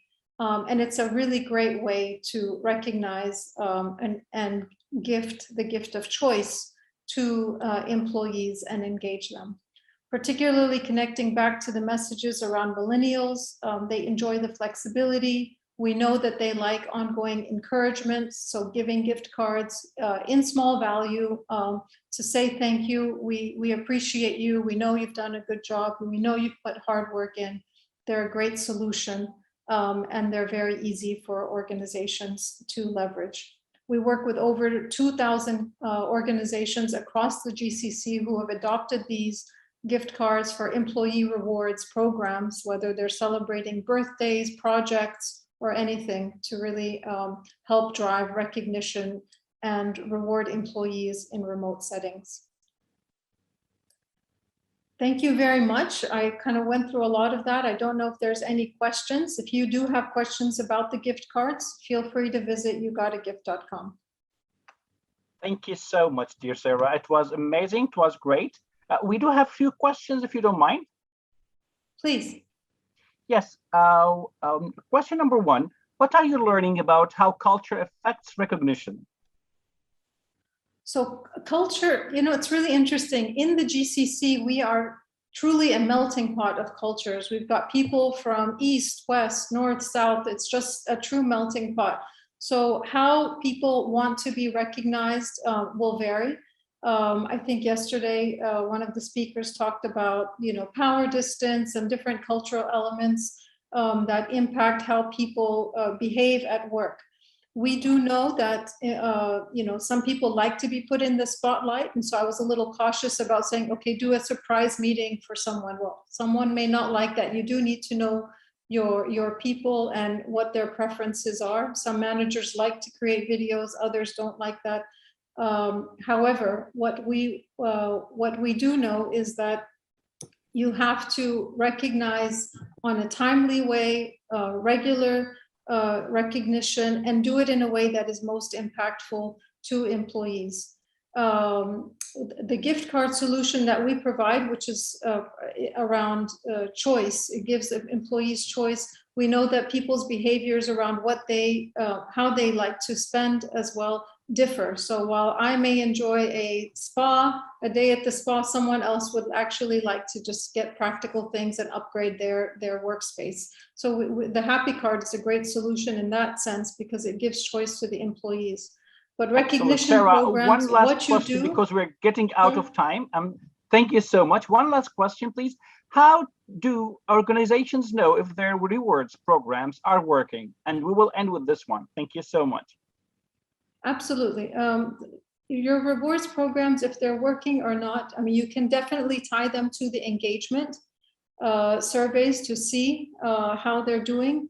I would say when you create a culture of lateral recognition where employees are supporting each other, recognizing each other, and the managers feel empowered to do that recognition, it doesn't need to go to the top of the organization and back down to get approved. You basically democratize recognition and distribute the ability to recognize from the employees to each other at the manager level. That's really what it takes to work. And I would just add, don't just try something for a couple of months and then give it up. It needs persistence. So be careful when you have budgets, use them in a way that allows you to keep it going for a year, 2 years. Yes. Don't just try it for a month or two and say this isn't working. It needs consistency. Thank you so much, Sarah. It was really great. We were so pleased and honored to have you today with us. All the best luck for you. Thank you so much, Sarah. Thank you. Thank you very You're much. most welcome. Have a great day. Thanks a lot. And please, I'd like to welcome Ricardo Cabete, emotional intelligence expert, emotional talks from Portugal. And we will be discussing fill in the gaps, the main drivers of employee engagement. Yes, hello, good afternoon, Ricardo. Hello. Hello, Dr. Steve. How are you? You look great, Ricardo. How are you today? Very good. Thank you so much. Okay. Would you like to share any presentation or you'll Here do it it by is. yourself? Okay, great. Well done. So good luck. See you later. Thank you so much, Dr. Steve. Hey, hello, everyone. My name is Ricardo Cabete. I'm from Portugal. I'm here in Lisbon, Portugal. Never been to Qatar, but I'm looking forward to it. Maybe next year's edition of HR Conference. So today, I'm going to speak to you about employee engagement. Fill in the gaps is the title of the presentation. So, I don't feel valued at work. My boss is always micromanaging my work. I don't think he trusts me. I'm afraid to speak up during meetings because I might look ignorant or negative. I'm looking for another job every single day. As a leader, as HR professionals, we see the behaviors. We might see the emotions, but it's very hard to hear people's thoughts. Most of these quotes are from employees that don't speak up. They are just thoughts. And most of the time they are not engaged. And this is what we're going to talk about today. What can we do as HR professionals, as leaders, as team leaders to engage our teams? So my name is Ricardo Cabete, like I told you, and this study by Gallup, it's the largest study ever made about employee engagement and the relationship with performance, has a few insights for us. So comparing high engagement companies with lower engagement companies, the higher engagement companies have 88% lower absenteeism. That's amazing. 13% higher productivity, 10% higher customer loyalty, and 23% higher profitability. These are just 4 key metrics of the 11 that they studied. If you want, connect with me on LinkedIn. I can send you the study, okay? So $300 billion a year is the cost of disengagement all over the world just for loss of productivity. So companies are leaving in the table a lot of money because they're not looking for engagement the right way. And we'll see that why. But even though from 2000 to 2020, we had an increase overall from 26% to 36%. So every year Gallup does this major big report on employee engagement, and right in 2020, 36% is 10% increase is very, very good. So why it's been increasing? It's very important to understand. Of course, there's not only one reason, there's a lot of different reasons, but one of the main reasons is the last 20 years, companies and people have more awareness of the importance of emotions, the importance of soft skills. So we know now that emotions drive people and people drive results. Yes, so we're asking more, how do you feel? And when we manage emotions, emotional intelligence, that's my expertise, we know that we help leaders, we help teams to overcome difficulties, to be more resilient, to be more self-aware, and that gets results. That is the path to engagement. But that's not enough. And why? Because still, in 2020, on average, of course, 64% of people are still not engaged or actively disengaged. So this is a big, big number, and we saw the cost, the financial cost also, but there's different costs. There's people that have burnout, people that want to leave their jobs, people that are not satisfied in their jobs. So there's a lot, not just financially. So there's a missing piece.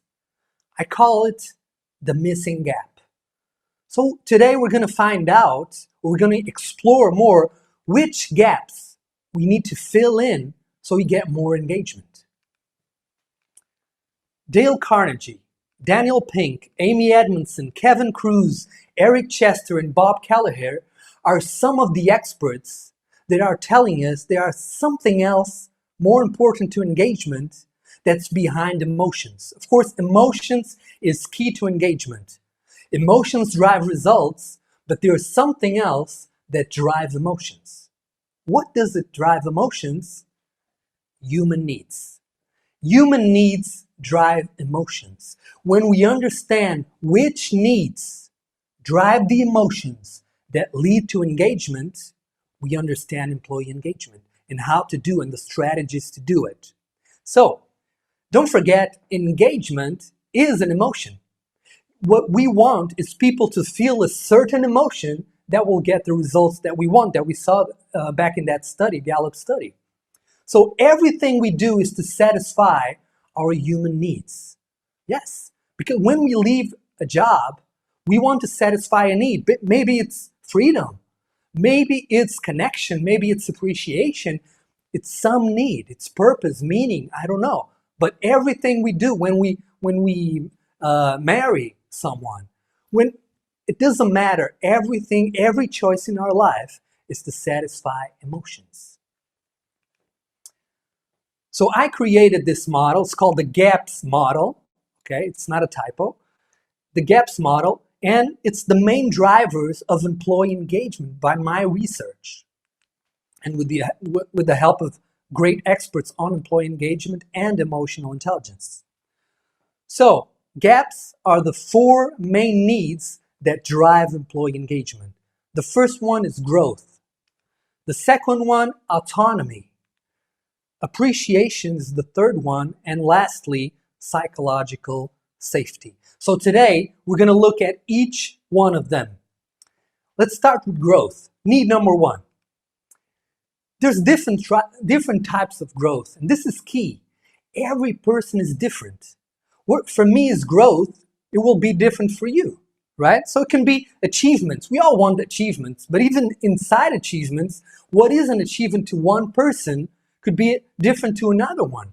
So skills master could be very important to that guy.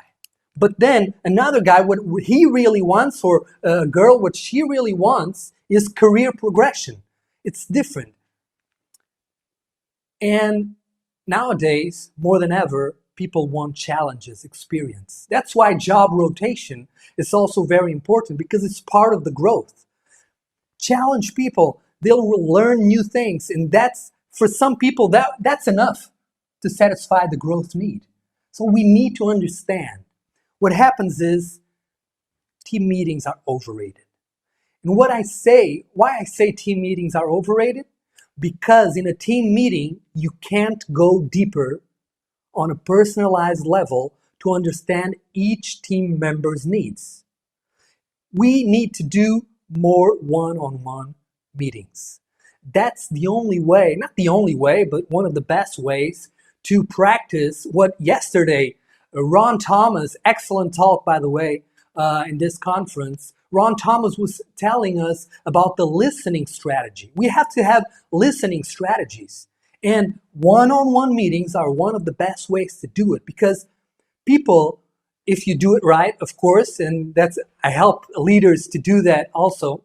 If you do that meeting right, you're going to connect emotionally, and people will be more vulnerable. Will speak up, and they'll tell you exactly what are the needs and what are the strategies that meet those needs. So now, instead of having a team that you don't know what they want and you just go for a one-size-fits-all strategy, you know exactly for each one of them which are the needs in the strategy. So one-on-one meetings.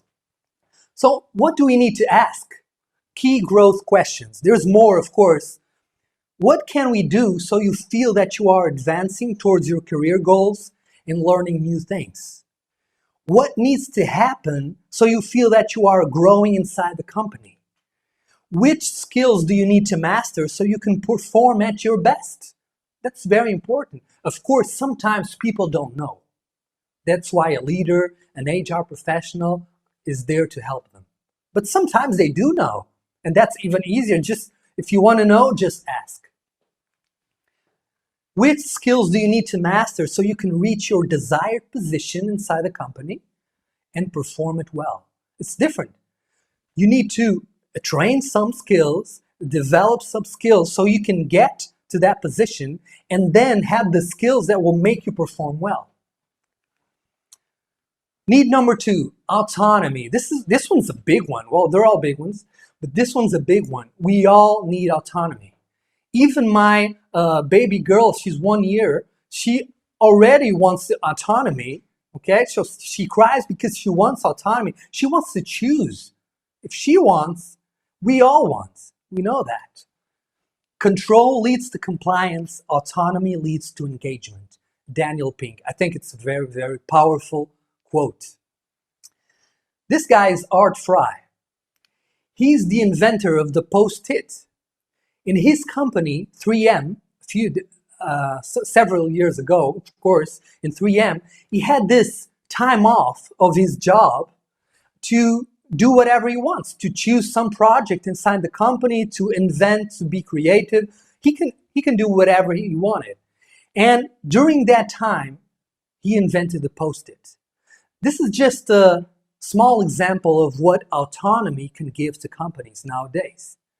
So giving autonomy is to delegate authority and responsibility. See this, that when you give autonomy, you are giving authority, responsibility, you are giving power. You're delegating your power to the employee, to your team member. So these are there's another needs. So needs are the power behind emotions. Needs are the power behind results and engagement. So different types of autonomy. Team autonomy means you can say, okay, you can choose the people you're going to work with. The technique, the way you're going to do what you need to do, you choose. What's the best thing? How do you perform best? So you have the autonomy to do it. Time, you can manage your time. Maybe, like Ron Thomas said yesterday, people are in Netflix or go to YouTube or go for a walk in the park. No problem. If he or she delivers and gets the results, manage your own time. But we need to ask, because some people with autonomy, they say, wow, it's perfect. I'm engaged, I'm being creative. And then other people, they say, this is chaos. I can't work like this. The only way to find out is to ask. And then define a personalized plan for that person. Of course, you're not going to do everything people ask because sometimes it's not doable, but you need to know the facts and then you'll decide. And task. No, there's one more. And the task is the way you deliver the task. How? For example, the Art Fry example that I gave you is a good example of task. So you have a certain time outside your normal job, your tasks, that you can do whatever you want inside the company, new project, something else. That is something very used nowadays. And finally, spatial. You want to work from home. Now, of course, because of COVID, a lot of people are working from home. Some love it, some hate it, and some, they just want hybrid. How do you know? You ask and do a personalized plan. So everyone is different. So you can't find in team meetings, go for one-on-one. Key autonomy questions. Having some degree of autonomy, is it important for you? Because like I said, for some people it's not that important. What needs to happen so you can have the autonomy you need to perform at your best? So together, as an HR professional, as a team leader, you'll go with the employee, with a team member, what are the best strategies? Need and strategies. So need number 3, appreciation. And appreciation for me is one of the biggest ones also. 79, this is OC Tanner report. 79% of employees who quit their jobs cite a lack of appreciation as a key reason for leaving. 79%. People want to feel appreciated. People want to feel valued, don't you? I like to feel appreciated and valued for sure. 4 types of appreciation. Words of affirmation. So I go there and say, hey, you did a great job. But don't say just you did a great job. Why you did it, why it's important for me, why it's important for the company. Go deeper on the appreciation. Quality time. Some people don't like to hear written or just saying this praise. They want quality time.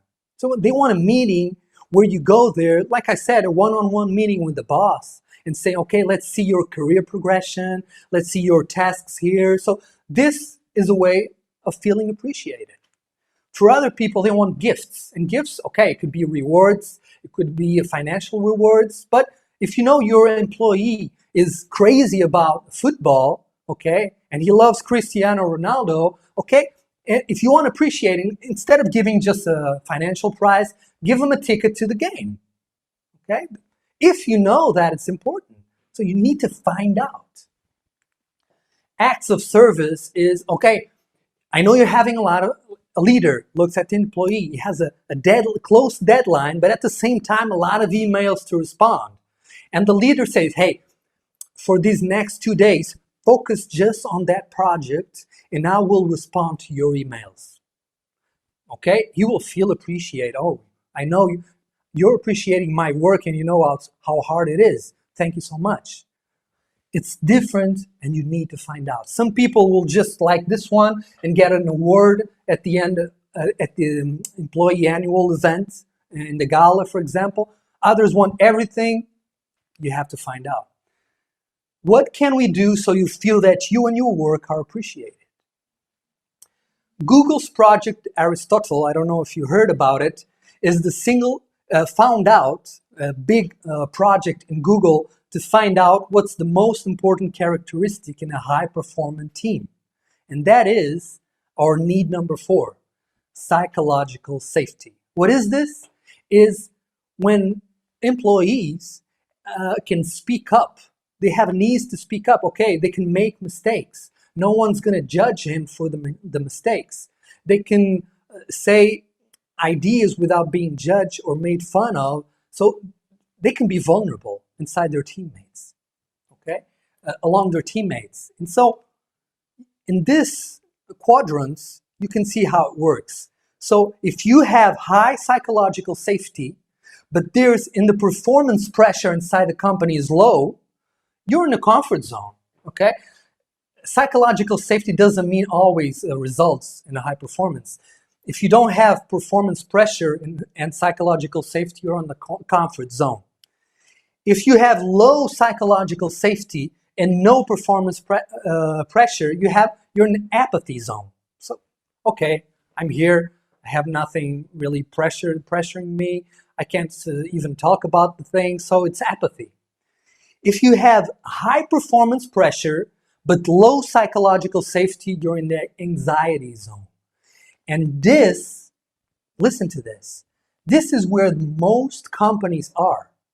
You heard that 64% of people not engaged? They're here. They're feeling anxiety, high levels of anxiety. Some go to burnout because a lot of pressure, but they can't speak up, no psychological safety. So the energy goes to themselves in an emotional, intelligent way. They don't send the energy out, they keep it to themselves. And that is bad in several ways. So the ideal is high performance pressure. Of course, companies need results, we know it, and psychological safety. So in their learning zone, that's what we aim for. So we need to engage teams. So almost at the end, listen, team meetings are overrated. Of course, we need team meetings, but don't do every week, 2 times a week, 3 times a week, like I see in my experience in companies. Do it just with a defined purpose, a defined intention. Do more one-on-one meetings. For what? to fill in the gaps. So we need to fill in the gaps, the needs gaps, to get engagement. So find the needs behind the behaviors. This is like a Sherlock Holmes investigation. And the strategies that meet those needs. So, of course, as HR professionals, you know how to deal with Excel. And so you do a needs worksheet. And it's easy and complicated at the same time. What you do is you put in the worksheet, you put the need. Okay, appreciation. This person is very important appreciation. What are the strategies? And then you do the one-on-one meeting, and you define how this person likes to feel appreciated. Okay? Maybe you know already, maybe you have to find out and investigate. The needs worksheet. Let's go deeper, not just manage emotions. Let's go find out the needs and the strategies that meet those needs, because it's different for every person. So here you have the GAAPS model. Keep asking, how do you feel? Because that is very important. But let's go deeper and ask more, what do you need?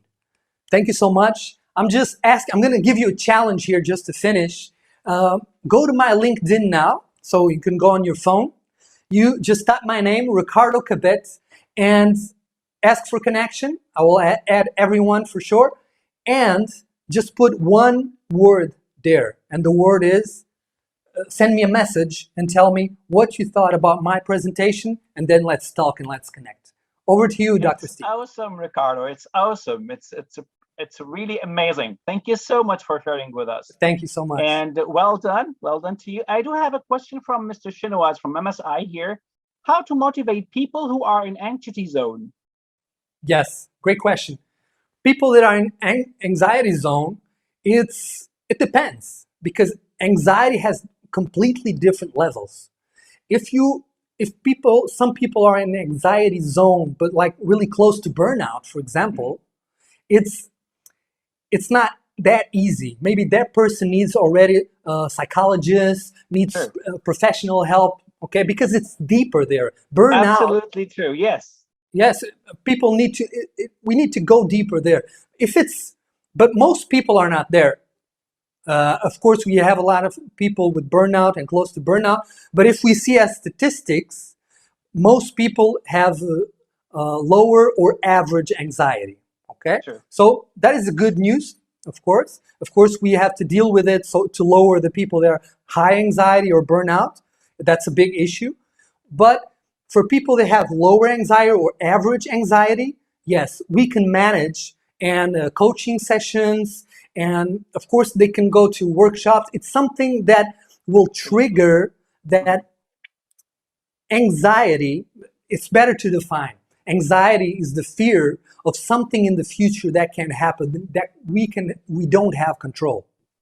That means there are specific strategies that we can use, mental strategies and physical also, that can relieve that. Absolutely. And one of the things is reframing.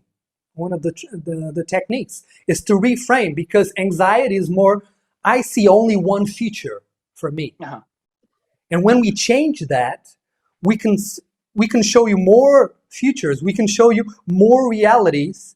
Sure. And with practice, that's one of the things that I've done in my life is every time I see a future, I say, oh my God, this is not going to happen. The presentation will fail, and I'm in anxiety and this and that. I might get COVID or something like that. Because being emotionally intelligent is not having anxiety. Being emotionally intelligent is having the awareness that we have these thoughts and these emotions, and then deal with it. Okay. So when I have those thoughts, I always stop and say, wait, that's just one of the possibilities. There's another possibility, and I start to think, yes, everything will be all right. People will love the presentation, or I will not get COVID. I will help other people that have, something like that. And when we reframe and change our thoughts, our needs change. Of course, again, with lower and average anxiety, coaching sessions will be enough, and reframing some emotional intelligence techniques. If it's higher, professional like a psychologist. Absolutely. Ricardo, as a psychologist, I can tell you, you do have inner peace. Well done. Okay, let's go to the second question here from your experience from the GAAPS model. Which need is more important in the workplace? I can put here, let me show you. Okay, so here we are with the GAAPS model. From all, of course, I designed it so all are important, but for me, the main one is appreciation. You know why? Because if we think of our ancestors, we were afraid. We lived a few years ago. We wanted to be accepted. Why? Because if we got out of the group, we would die. This means we'd be hunted by a lion or something like that, or we'd be lost. We had no clothes to dress. So it's graved here in our brains that we need to be inside a group. We need to be accepted. So if we are not accepted or appreciated, we feel bad. We feel negative emotions. So everything leads to appreciation. If you have a leader that provides growth to your career, you feel appreciated. If he gives autonomy, what are you going to think? Wow, my boss trusts me to give me all this autonomy. I really appreciate it. Okay? I appreciate it, and I feel that he appreciates me. And psychological safety, if I'm open, I can say whatever I want. I can be myself at work. Absolutely. And that means people appreciate me, not just because when I'm good and I give great ideas, but they still appreciate me when I say something that is stupid or something like that, or it doesn't fit in that situation. So everything leads to appreciation, and people need to feel valued. Absolutely. Yes, thank you. Now, what can a leader do to promote a culture of psychological safety? What kind of leader? You're talking about now. Yes. The leader that promotes psychological safety has to give the example. And what I mean is, has to show vulnerability. We still have a culture issue, some countries more than others, but we still have that culture. And that the culture is that thought that showing vulnerability or admitting mistakes is being weak. And that is exactly the opposite. Admitting mistakes, it needs courage. It's not being weak. So a leader, first of all, has to say something like, hey, here I am, I'm your leader, and I have these strengths, but I also have some weaknesses. And I really want you to help me with my weaknesses. And a leader knows that a good team is a team that really helps the leader also, not just the leader's responsibility to help. Absolutely true. Yes, absolutely. Well, so we'll go with the last. Yes. Just to resume, psychological safety is the ability to being vulnerable and accept that. Absolutely. The last one, please. Can you tell us a little bit about your work with organizations around the world within less than 2 minutes? Yes, of course. Thank you. I'll do it in 1 minute and a half. All right. Yes. Thanks a lot. So what I do mainly is my expertise is emotional intelligence. What I do mainly is I work with big corporations and corporations, organizations, associations to increase employee engagement. So I work emotional intelligence techniques to increase employee engagement with the GAAPS model and other techniques also. So what do? I do it with keynote speaking. I do it with coaching, consulting. So I do tailor-made programs, 6 months, 1 year, or just smaller workshops to engage people at work. I'm also a rock band singer, and so I bring that expertise. I bring that expertise for engage people from the music industry and my experience with music to engage teams also. Yeah. I'm so happy really today to have you with us, Ricardo. Looking forward and best luck for you. Thank you so much, Dr. Steve, and I hope to engage with everyone in LinkedIn. See you then. Yes, bye-bye. Yes, we'll do. Have a great day. Thanks a lot. And bye-bye. We are going to present now our next speaker, Paul Lalovich, Partner Organizational Effectiveness and Strategy Execution Practice at TL Dynamics, Abu Dhabi. Good afternoon. Paul, hello. Good afternoon. Yes, How are good you? afternoon. How are you?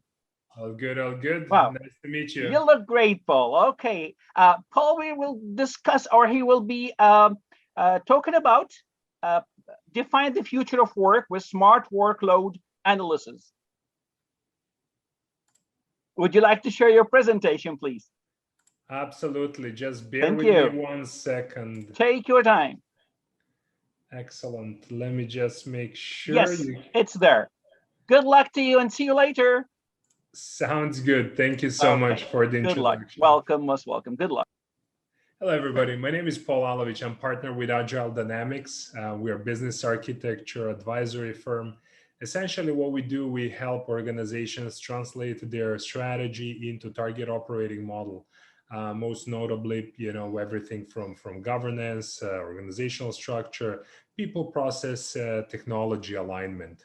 So for today's presentation, I picked a fairly interesting topic, at least in my humble view, which is smart workload analysis. So what's a workload analysis and what does it really mean at the basic level?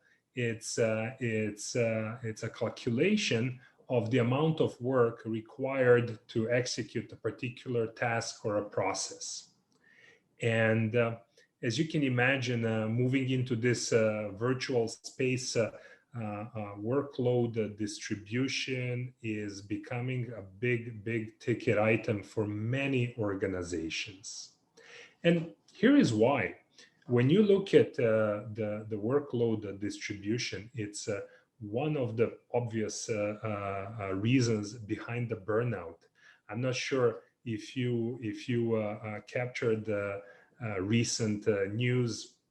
It was probably a few months back when Goldman Sachs got into the mainstream media with their issues with overworked workforce, as well as Credit Suisse. Apparently they were offering upwards of $20,000 lifestyle bonuses to their employees in order to help them alleviate some of the pain caused by the chronic overwork. And this is not symptomatic only for investment bankers, happens across the board. And I'm pretty sure many of you have experienced this firsthand as we are becoming, continuously available to our colleagues, to our peers, through this virtual work environment, and it puts a great deal of stress on everybody, and it really blurs that fine line between the work life that was stretched in the past, but now I believe that line ceased to exist. So what's really at stake here is employee engagement. If you are continuously struggling with the workload, that can put a significant pressure on the performance, the engagement is going to drop. And needless to say that engagement is one of those key drivers behind the high performance and productivity. So plenty of data out there. Gallup, as one of the leaders in this space, captured upwards of 21% higher productivity or 22% higher profitability for highly engaged workforce. So clearly, the opportunity is massive. So what's really, behind that fair share of work that drives the workplace fairness? As we're looking into a pay equity, I think the workplace fairness clearly needs to encompass the workload distribution as well, because I guess there is no bigger detractor to success of the organization than having their employees realizing that they're not getting paid the fair share for the fair amount of the work they put into their job. So how do you close the gap? Essentially it's by making the most out of the data, building strong analytics practices and answering these 5 critical questions. Are we doing the right things? Are we doing the things in the right way? Do we have the right number of people Do we make the right investments in people? And most importantly, what the future will look like. By having this holistic perspective, not only that you will be in much better position to make the right decisions, but most importantly, you will be able to forecast, as well as become more strategic, and even develop deep insight with a much longer horizon. So we're not talking about 12 to 24 months, we're talking 24 to 48 months perspectives. And most importantly, once you get a grip on your data, you will be able to create multiple models that will enable you to become very strategic by utilizing business modeling and scenario development, so planning for more than one future. So one of the key challenges in this space is your ability to put a finger on the total cost of the workforce, because at the end of the day, the workload distribution is very much driven by the total cost of the workforce. In other words, organizations, in order to manage their operating costs, and as you can imagine, the workforce related costs represent a significant chunk of OPEX. They make mistakes, driven by their lack of understanding of what really contributes to the total cost of the workforce. So most of the organizations would just look at what we refer to a tip of the iceberg, all the obvious and visible costs stemming from direct, indirect compensation, deferred compensation, mobility, and contingent workforce. But they fail to understand how the hidden costs of the total cost of the workforce impact their total number. And there's a vicious cycle that really happens, under the surface, and it all starts by starting with a compromise. You start under hiring. You start hiring untrained employees. That will lead into a significant spike in the workload for your more experienced or higher performing employees that will have to pick up the slack in one way or another, either through helping and supporting some of the untrained employees, or mentoring and coaching. In any way, it drives the workload. And then, this can lead into a disengagement that translates into the absenteeism, following with the underperformance, cost of voluntary turnover, cost of vacancy, cost of hire, and time to proficiency cost as you bring somebody to replace the leaver. And you see, it's a vicious cycle that can continuously eat into your margin and profits. So how can you avoid this is by definitely understanding, first and foremost, the implication of the hidden costs, but most importantly, effectively managing your workload. So getting smart around your workload. So just going back to the point I made earlier, the size of the T cow as the representation of the operating cost can vary depending on the industry. It goes from 18% to 70% on the other side of the extreme. So you can imagine, it's definitely a big ticket item that will keep, your CFO, your CEO, and chief HR officer, quite focused on making sure that all the right decisions are happening in this space. So how do you bring it all together? So here is just, an actual representation of what we do at Agile Dynamics to help organizations start getting in control when it comes to their workload. So what really makes our approach smart is multiple lenses that we would use in order to develop a point of view and a perspective on the workload distribution. And that all starts by having a bird view perspective, starting with the strategy. So a lot of things that happen downstream actually have their root causes upstream, where the strategy is articulated and cascaded throughout the organization. So typically what we do is we would spend time with the client and map out, strategy and differentiating capabilities that are required in order to stand out in the market. And most importantly, we want to make sure, in the second step, that this strategy is articulated in a clear way, in a way that is clearly understood at each level of the organization. There's a myriad of statistics pointing to the shortcomings when it comes to cascading your objectives or strategic objectives throughout the organization. Your top teams, your C-suite, as well as your VPs and directors might have a crystal clear vision of what needs to be done, how it needs to be done in order to win the game. But as you start, going deeper into the organization, that message, loses its potency and it becomes a bit vague. So many organizations are actually struggling with translating this all the way to the operational level.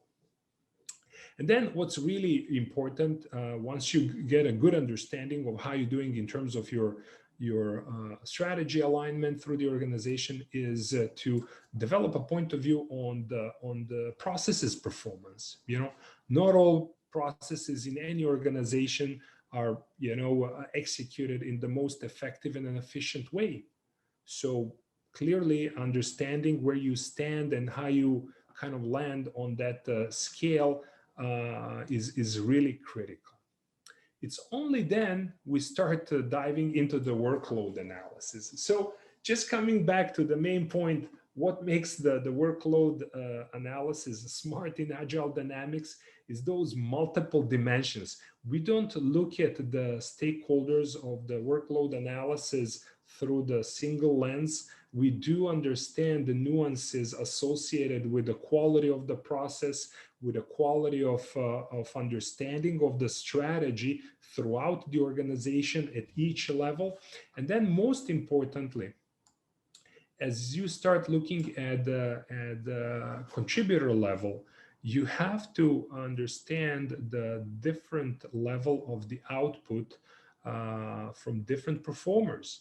So this is where the human performance diagnostics kick in, because that's very, very specific and unique to individual. And that's where that alignment needs to happen. In other words, most of the workload analysis would take a face value, so each job in the organization at each level is gonna have an assumed equal output. But what we do in our approach different, we connect the individual contributor index to a particular job. So that can, improve the output or actually have a negative impact. And that's where the magic happens, Once you start building this holistic picture, is really where the treasure trove of data is going to sit and enable you to make the right decisions. That's how you're going to empower your leadership teams to start driving data-driven decision-making process. So here is just a high-level stratification of what typically happens, how we start by looking at the organization process level, job performer level, and then looking into the process workload analysis, human performance, and then build different scenarios, and this is really, really important piece. If anything has been learned over the last 2 years, you can't plan for a single future. You don't just assume things. You have to have your contingency plans. You got to account for those black swans, and you really, really need to perfect your business modeling and planning to the level of having multiple scenarios. And then as you are progressing into the future, making sure that you are adjusting your decision-making process. So now I'm gonna dive a bit deeper in terms of the practical steps that are required to build your workload, smart workload analysis model. Essentially, when it comes to cascading strategy through the organization, starting with the governance, policies, your structure. The two key focus areas are going to be at the process and the job level. I mean, if you have the time and resources, you can dive even deeper to the activities level. But what's really, really important is a good governance and management of the processes. So most of the organizations, I would like to think, do pay attention to effective management of their policies, procedures, and processes. So in terms of mapping level 1 to level 4, it's really important that it's accurate, up to date, and reflects reality. And then the next step kicks in. In terms of the aligning your processes to your jobs, typically it would require codification of your jobs across the organization. And this is a bit, slippery, because as the organizations might have a good control of their processes, it's a bit of a challenging item when it comes to effective management of their jobs. And when I'm talking about jobs, I'm talking about, a standardized, uniform codification of the jobs across the organization when it comes to, organization, job family, job level, career streams, and positions. So if this is not something that you excel at, definitely I would encourage you to work with your business leaders as well as subject matter experts and get the house in order. It's part of the good housekeeping. I understand that most of the organizations operate in such a dynamic environment where this is perhaps perceived as a bureaucratic activity, but rest assured there are plenty of great ways to deploy an outcome of job coding exercise. And then there is also a piece around the holistic assessment. Again, this can be done in a multitude of ways, again, depending on the appetite for investment, availability of time and resources that will come with this exercise. So long story short, typically you can do it quick and dirty, qualitative assessment, or if you have a more robust team at your disposal, you can really dive into more quantitative assessments of those elements. And here is the costing model that we have developed as a part of the smart workload analysis. So it has, 6 elements, but not all of them are created with the same degree of value. In our books, the critical elements are utilization rate, human capital, return on investment, and automation index. And this is typically where more often than not you would find a need for the specialized advisories and consultants.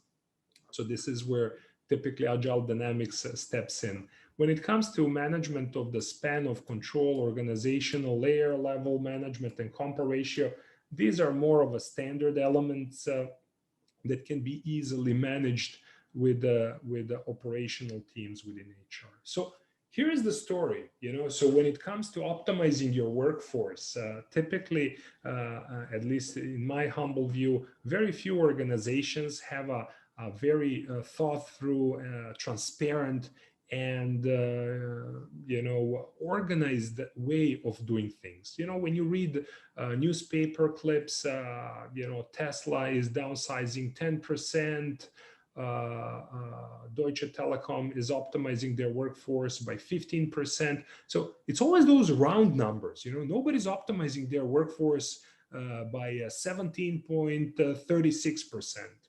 So it makes you really wonder, like, how does this happen? Is there like, a wizard with a magic wand behind the curtain and like, well, we should cut by 10%. And funny enough, this is what happens in most cases, so when you really start discussing this topic, so how do you go about in figuring out, what the optimization is going to look like? It comes down to last in, first out, alphabetical orders, hate lists, so it's rarely something that organizations are very proud of. So one thing that's really critical is when workforce optimization happens, that has a tremendous impact on the workforce across the board. So transparency is really critical. Effective change management is tremendously important, and nothing brings confidence up as transparency. So if people can understand how the process works, more importantly, there is some science and logic behind it. It's more likely that your high performers will retain confidence in management decisions than if this is kind of a black box exercise that is executed with the blunt tool. So here is the logic. When it comes to optimization, obviously, this is something that needs to be aligned with the criticality of the business units. So clearly, the priority has to be given when it comes to optimization to non-essential business units. And then within those business units, first and foremost, you start looking at the return on the investment when it comes to human capital. So you definitely want to prioritize low ROI positions, so clearly they are not going to be that essential if they have low return on investment. You're going to look at the comp ratio, internal and external. So how's this position in terms of the payment positioning rated when it comes to external, benchmark? Automation index, what is the likelihood of this job being automated or outsourced in the near future? Organizational layer, is this organization, suffering from multitude of layers that have a negative impact on the ability to drive the decision-making process? And most importantly, our recommendations are usually to start top down. Why? Because, there is very little to no impact in optimizing bottom up your operational workforce. The greatest impact actually happens at the top. So when it comes to accountability and responsibility, and most importantly, if the organization shows the stomach to make some tough decisions at the top layers of the organization, the credibility goes up. And then span of control, So are you top heavy organization? Is this a job that ultimately, has a very, very narrow span of control? Is it absolutely required? So those are some of the questions that need to be answered. And finally, utilization rate, so what's the effective contribution to positive outcomes within the organization from that particular job? And once you bring all this together, this is where the magic happens. You can easily triage your optimization levels. You have a very clear and concise policy and practice behind it, and people can relate to it and they can understand it. It's pretty much going to be a writing on the wall. So that's pretty much what the overarching approach is all about. And then, let me just dive into some of those critical elements, such as automation index, ROI, and utilization rate. So essentially, automation index is a composite index looking at multiple dimensions, starting with a required social intelligence, economy of the job, unpredictability, creativity, perception. And well, I'm terribly sorry to interrupt you. We do have 4 more minutes to end this one. Absolutely, plenty of time. Thank you so much. Almost done. Because we have some few questions. Thanks a lot. Sure. No Thank worries. you. So what the whole idea here is that in the process, you also evaluate what is the likelihood of this job becoming, a part of the automation initiative or outsourcing. And then when it comes to your return on investment, the formula is quite simple, total operating profit over the T-cow. So what's really critical here, make sure that you have a very good grip on the total cost of the workforce. So itemize all the key impact areas. And then obviously you need to prioritize your ROI across the organization.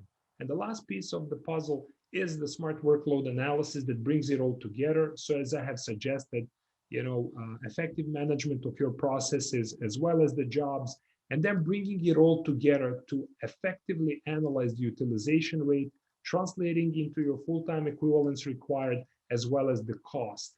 And then adding the layer of automation is going to give you a pretty good insight of what needs to happen next.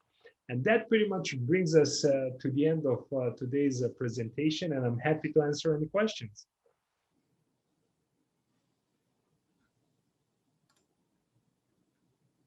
Thank you so much. It was really great, Paul. Thanks a lot. Well done. Pleasure. And yes, we do have a few questions, if you don't mind. Question number Absolutely. one, how do you help business leaders with SWLA smart workload analysis if their business or industry has fundamentally changed in recent times?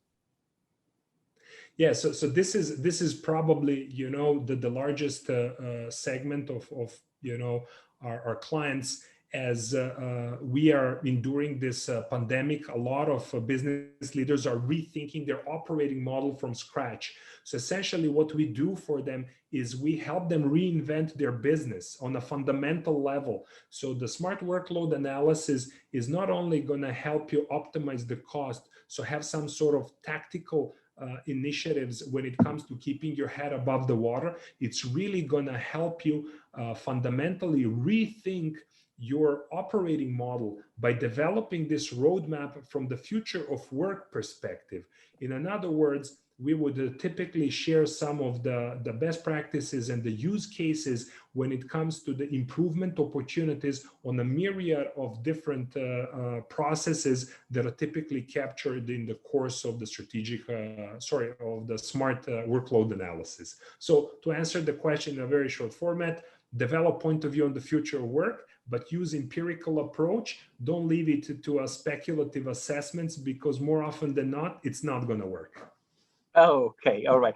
How do you bring strategic planning into remote work decisions making process? Excellent point. As more and more we are becoming aware of the fact that the remote workplace is gonna stay. So there have to be a set of decisions to evaluate the likelihood of the job becoming as effective in a remote setup as on site. So essentially, we just bring this dimension to the smart workload analysis, making sure that beside the automation index, we also evaluate for the workplace readiness and get a really good grip on the decision-making levers that would lead to a process where you can with a confidence decide if this job has to happen within the office environment or it can be successfully delivered from the home office setup. Great. One last question, and thank you so much. So what it takes to maintain the direction and the line of sight on the quest of effectiveness and efficiency of the workforce? Culture. Culture is the key. So there've been quite a few great presentations on this topic, so I will not dwell too long on it. But ultimately, this is not a textbook talk. It's really, really critical that the leadership takes this seriously. They build a strong organizational culture that is going to drive the operational excellence to the next level year in, year out. So it's a continuous journey, and keeping that stamina and grit at the highest level is really going to result in performance, because you can't plan for everything, regardless of how good and amazing and access to artificial intelligence and big data. Culture trumps everything. It's when people believe in what they do, that's when the magic happens. Thank you so much, Paul. That was really great. Thanks a lot, and we are so pleased having you with us today. Have a great day to you, and thank you again. Cheers. Thank you. Thank you. Cheers. Bye-bye. We are going to introduce to Mr. Jonathan Yabut. I believe Jonathan is with us now. Jonathan Yabut is multi-awarded HR professional winner, apprentice, HR Philippines. Yes, good afternoon, Jonathan. Hello. Or maybe good morning or good evening to you. I think Philippines plus or minus. Hello, Jonathan, you're there? Yep. Yes. All here. How are you, Jonathan? Good. Thank you for asking. Jonathan is going to present the art and science of giving feedback. Would you like to share your presentation, please? Sharing it now. Okay.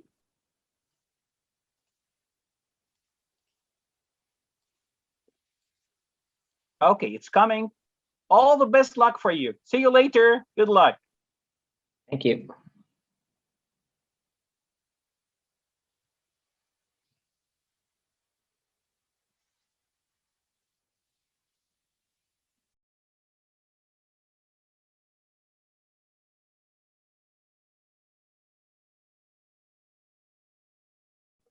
Jonathan, your microphone is muted and your cam is off. If we can, yes, it's on mute now. Okay. Okay. All right. All Good right. luck. See you. Okay. Thank you. All right. Good evening, everyone. This is Jonathan, and this is the last topic for today's session. This is the art and science of giving feedback. Today, to wrap up this conference, I'd like to share some key trends and best practices of how organizations have been keeping up with sharing feedback with their people, especially in today's challenging times when you cannot easily nudge with your employees. You can't easily see them at the cafeteria. You can't nudge them in their cubicles. You can't also just pass through them in the corridors of the office. And so the barriers to communication has been created. And that also is a reason why some people feel that they are left behind by their employers and by their managers. Before I start, by the way, this is our company. Just a quick introduction. I come from JY Consultancy and Ventures, and I serve as the managing director. And today we serve a lot of organizations around the world as between research, consultation, and also trainings and workshops. Of course, in a time of pandemic, we do that virtually. And our organization covers a lot of companies, not just in Southeast Asia, but in many parts of the world. This specific topic, for example, we've done it for organizations in Buenos Aires in Argentina, as far as in New York in United States. So let me first start with a few landscape, just to put ourselves in the same page of how the COVID-19 has changed how we lead our people. First one, leaders today are now expected to equip the heart and not just the mind. I think this is something a lot of us can relate with. Your employee can perform well if they're concerned about their family's safety, for example. So you may have the best sales agents in your organization, but if they feel that they have something else to attend to at home, they will not be able to give their best. We've noticed that a lot of organizations have pivoted beyond upskilling their people technically, but also providing mental health sessions and also creating structures and rules to take good care of the mental health of their employees. That's the first one. The second is, if you notice, and I wish there's a chat box that I can ask participants to type back, but nevertheless, maybe you can just visually connect with me in this case. Do you notice that we now do a lot of SMS? We do a lot of WhatsApp. We do a lot of instant messaging and emails prior to COVID-19. And the reason for that is because all of our verbal communication has now been replaced with a lot of text communication. Obviously, we cannot do video calls all the time because other people are also busy doing video calls with someone else. And so communication via text has increased or tripled since COVID-19 has started. The question now for a lot of leaders is, now that you have less frequent time to mentor or delegate tasks, every moment counts. And so it's either you are spontaneous in asking your folks on how to be able to connect with them, or the second part would be, for example, how will you be able to connect with them if you do that every Monday, every Tuesday? Some people do huddles these days every quarter. Some people have increased that frequency on a weekly basis. And some people retained their frequency, let's say, on an annual basis as well. The third part, which I think is the most challenging, and this is also something I struggle with as an employer and as a manager. Prior to COVID-19, we would always measure our employees based on two things. Number one, their output. And the second one is their behavior. Output is easy to measure because they are usually financially or numerically driven. It's based on your sales target. It's based on the budget that you need to spend. It's based on the number of hours that you need to put in for your work. So even if you don't see people, you can still measure the output. The problem is, if you do not see your people face to face or eye to eye, we struggle in looking into their behavior. How do they speak in front of the clients? How do they preside the meetings that they have to preside? How do they manage other colleagues in times of conflicts? These things are now absent. And so if you notice, many leaders struggle that when their employees fall short of the output, can you attribute it because they also fell short of their behavior or vice versa?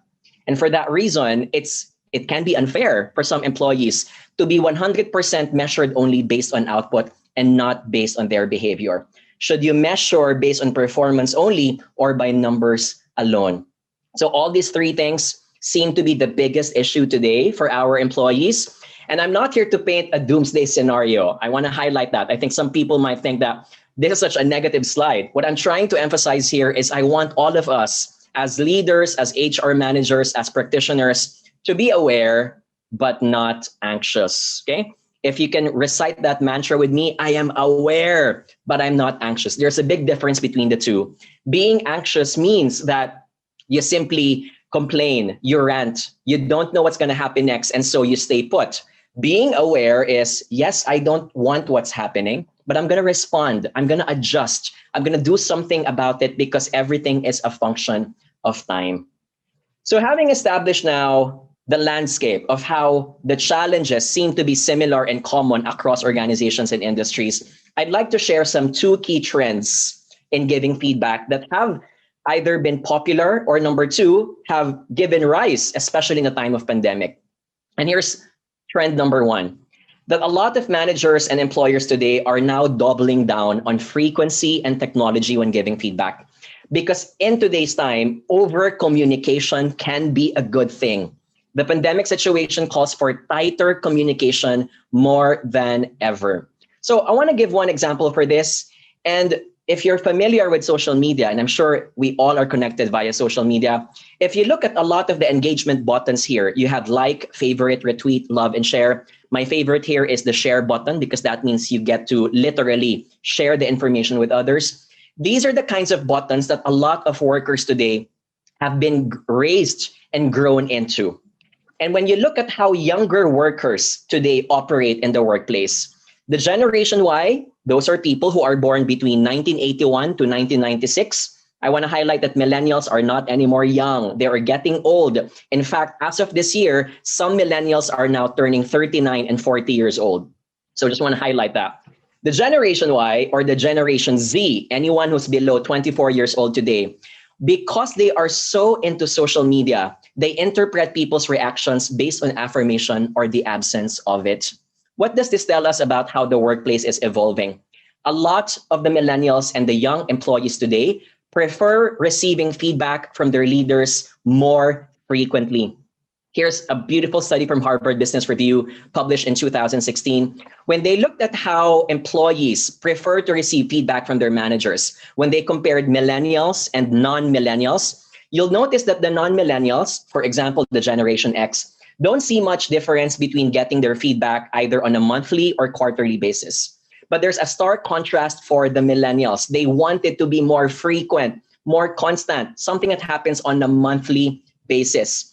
And the reason for this is simple. Because they are socialized with the experience that everything that they post on social media gets an instant like, gets an instant comment, gets an instant share. They graduate from schools and universities into the corporate world, believing that the same instantaneous gratification can also be achieved in the workplace.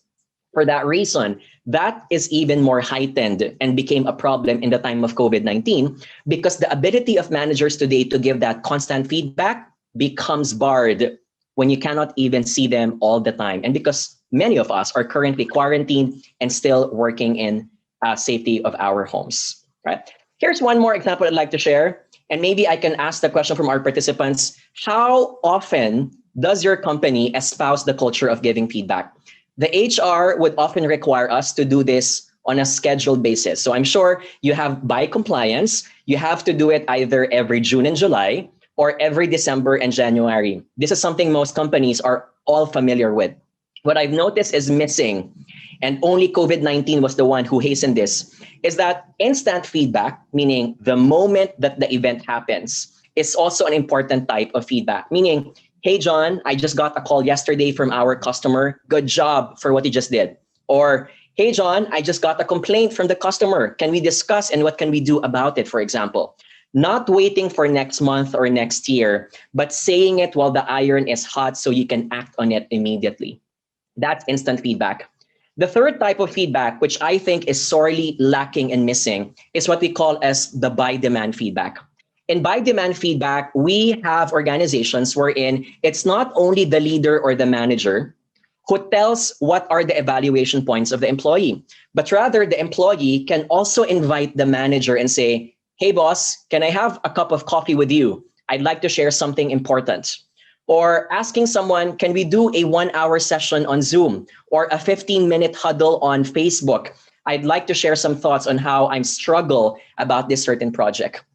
I placed the 2 boxes in red because I'd like to think that these 2 things are mostly absent in a lot of organizations. Most often than not, I often notice them only in multinational companies who have a wide number of years of experience.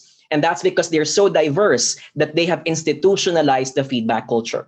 The problem is, the smaller the companies are, the more companies are inexperienced, and the more the employees also are inexperienced, the more the structure for feedback is absent. And so what I'd like to espouse is that in the time of COVID-19, when feedback needs to be doubled down, you may want to add more instant feedback and more by-demand feedback in your organization.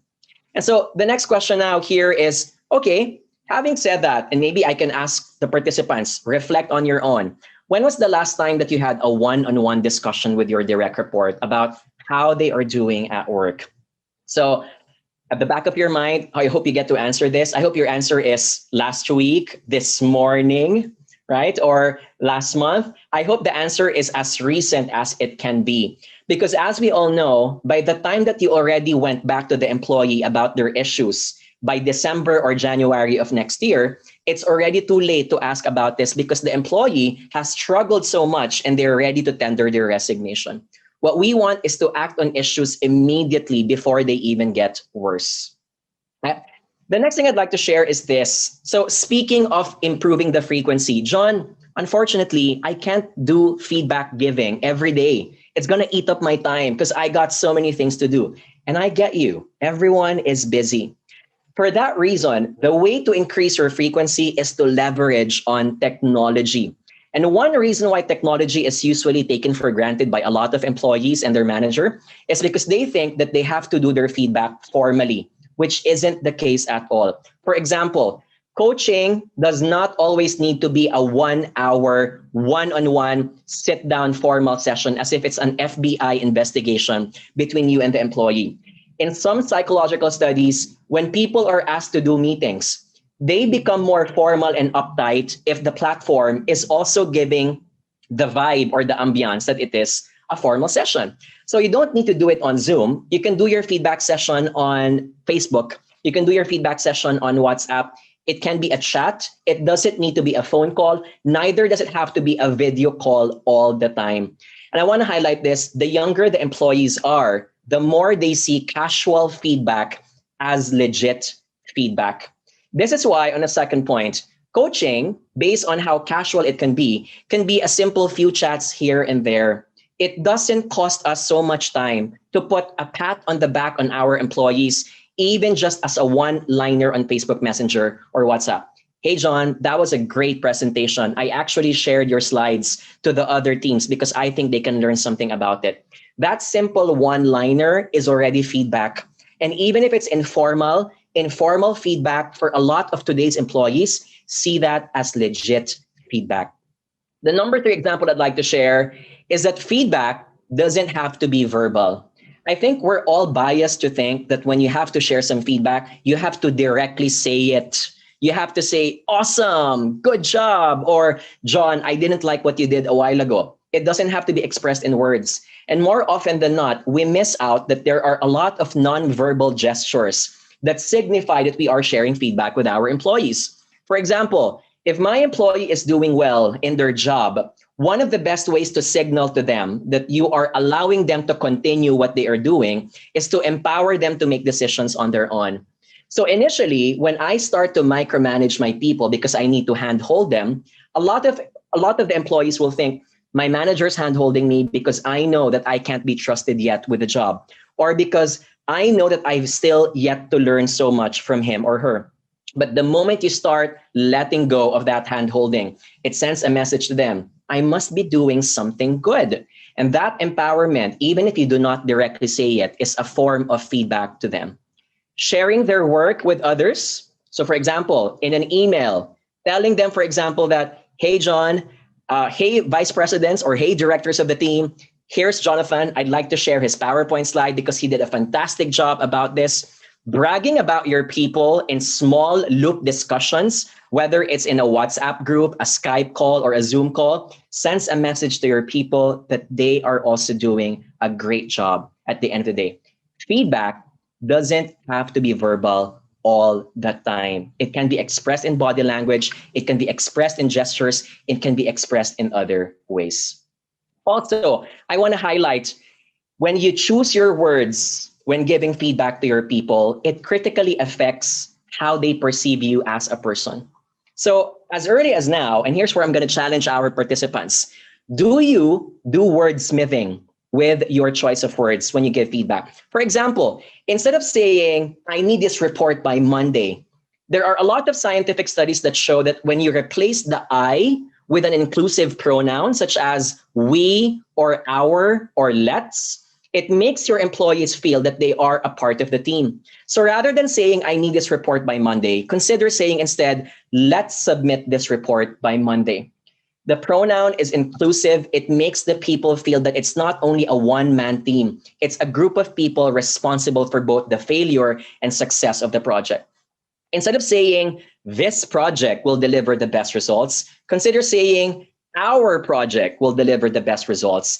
That inclusive pronoun also puts accountability that it is a team effort at the end of the day. Number 3 example, instead of saying, hey, Jonathan, I'm rewarding you with a training workshop to attend. I think a lot of leaders say this to their people as if they owe it to you, that you're giving them something. Instead of focusing on the I am rewarding you, say something like, you're going to learn something new in this training, which means you deserve it. And so this is because of your own efforts, not because of me, as if you owe your career to my decisions in this business. Or another example, finally, instead of saying that won't work, I don't like that idea. When we reject someone, don't just reject, explain the reason why. And the best formula for it is put some care, but challenge at the same time. So say something like, I see where you're coming from. I understand what you're trying to say. However, can we consider meanwhile X, Y, and Z? So those small changes on how you choose your words can determine the success of the feedback and how it's going to be perceived by the person receiving it. After all, it's not just about what you say. It's about also how you say it at the end of the day. Right? Tip number 2, and here's the last one. To provide more feedback and effective feedback for our people, I'd like to challenge our participants and viewers to please be the champion of psychological safety in your teams. Feedback is not a one-way street. It's not a monologue. It's not a podcast, as if there's only one person dictating what needs to be heard by the people. It is a two-way street.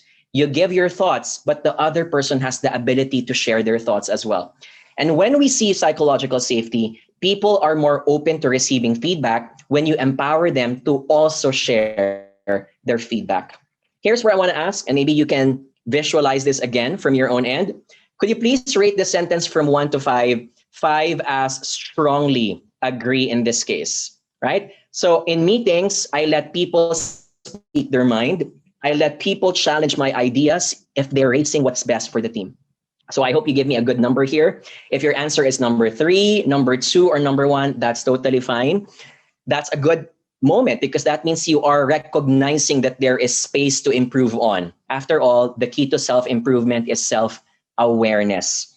So if your answer is 1 or 2, that means you're recognizing that there is a gap.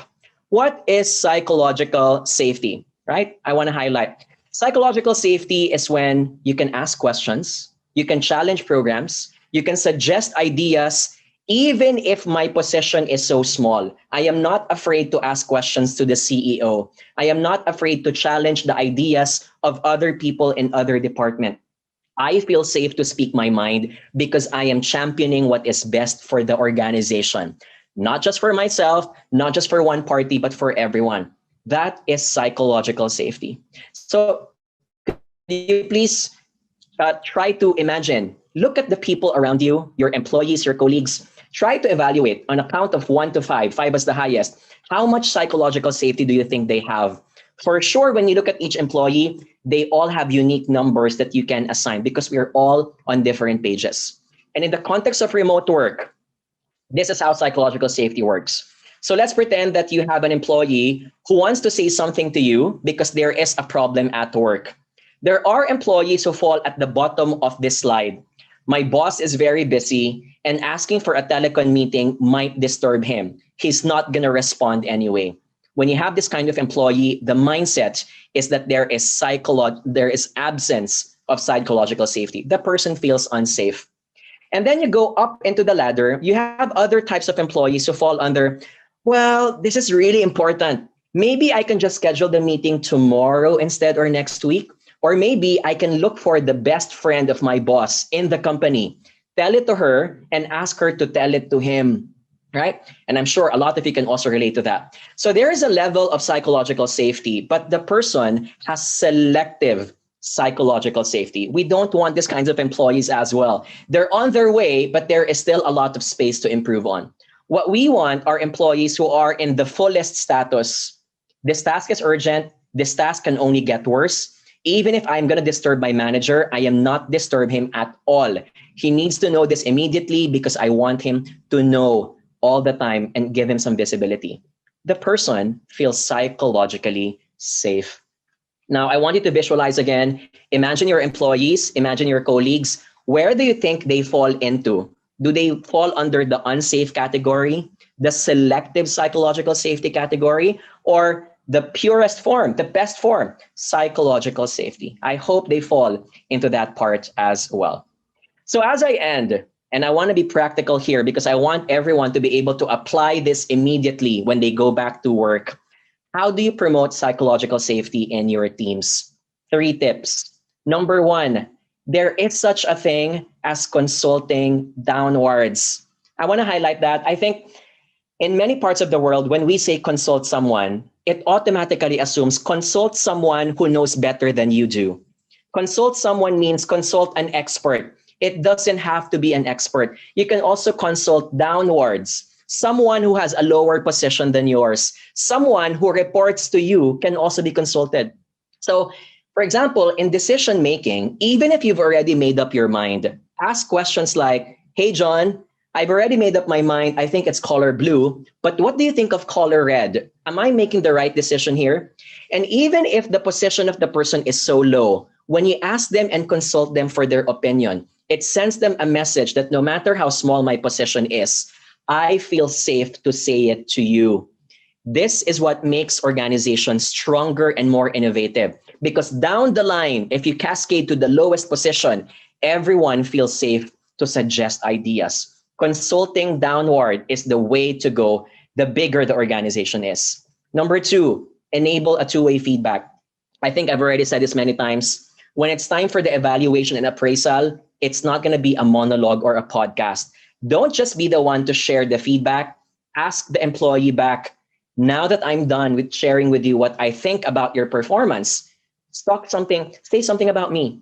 What do you think can I do as your leader? What can I clean up? What can I modify? What should I continue doing in order for me to serve you as your manager? And I know it's easier said than done, but the biggest struggle about enabling a two-way feedback is someone's ego. It's hard for a manager to ask this question because it puts us into a vulnerable spot. It takes away the pedestal or the ivory tower from many of us. And this is where the 3rd tip comes in. Great leaders are appreciated by their people if they embrace the vulnerability. There's this favorite study of mine by Maryland University in the United States in 2013. They asked a person to talk to a group of people and he would deliver a speech. So the experiment had 2 groups, Group A and Group B. The difference was that in Group A, the speaker spoke confidently with no mistakes. In Group B, the same speaker spoke, but in the middle of the talk, he spilled his cup of coffee. And the interesting part, so the experiment was about how did you perceive the speaker after the talk? And interestingly, when they asked the question, which speaker do you think is more approachable? The answer was that about 70% of the participants said the one who spilled the coffee was seen to be more approachable. Why? Simply because he looked more human in the eyes of others because he made a mistake. Obviously, the moral lesson here is not about spilling coffee in front of everyone. The moral lesson here is that once in a while, it's okay to show your vulnerability to people. That's why in a time of COVID-19, it's okay to talk about personal matters. Talk about how sometimes you can also feel unsafe with COVID-19. Talk about how your workstation looks like. Talk about the routine of people now that they have to stay at home all the time. The more you share this information with your people, the more your people feel at ease that they can share other information with you because it makes them feel psychologically safe. As I end, here's a last reflection point. Can I ask you now, and I hope by now I've cemented what psychological safety is. Could you please rate from 1 to 5, how psychologically safe are your people in general at work? From the CEO down to the people, or if you can compartmentalize them according to departments. Which people are psychologically safe and which people aren't in meetings and in team huddles? Most of the time, you will find a reason why some people feel more psychologically safe than others. And with that, I am going to wrap up my talk. I hope you enjoyed the session. I just want to do a quick plug before we go for a panel or a Q&A, if we do have time for that. I'd like to invite everyone, if you're interested, we do Facebook Live webinars every Tuesday and Thursday at 12 o'clock p.m. Qatar time. That's the QR code if you'd like to take a screenshot or take a scan. We often do that for free, and they're all about career webinars and topics. Thank you. And as we say in the Philippines, where I come from, madaming salamat po.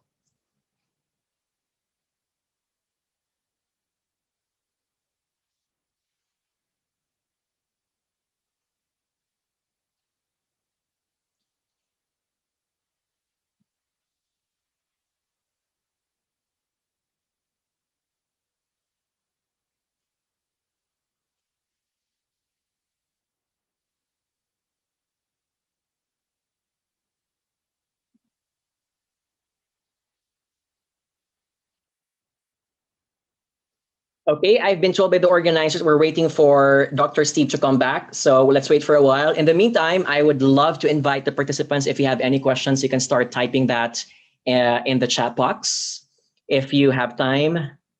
And I'm also going to invite the participants, since I have the luxury of time to do that, to plug. If you're interested also, please do add me on social media. We do a lot of content about career management. We're very active on LinkedIn, Facebook, Instagram, and Twitter.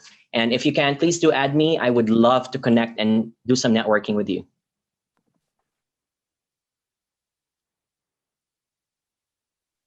Yes, hello, and thank you so much, Jonathan. It was great. Hello?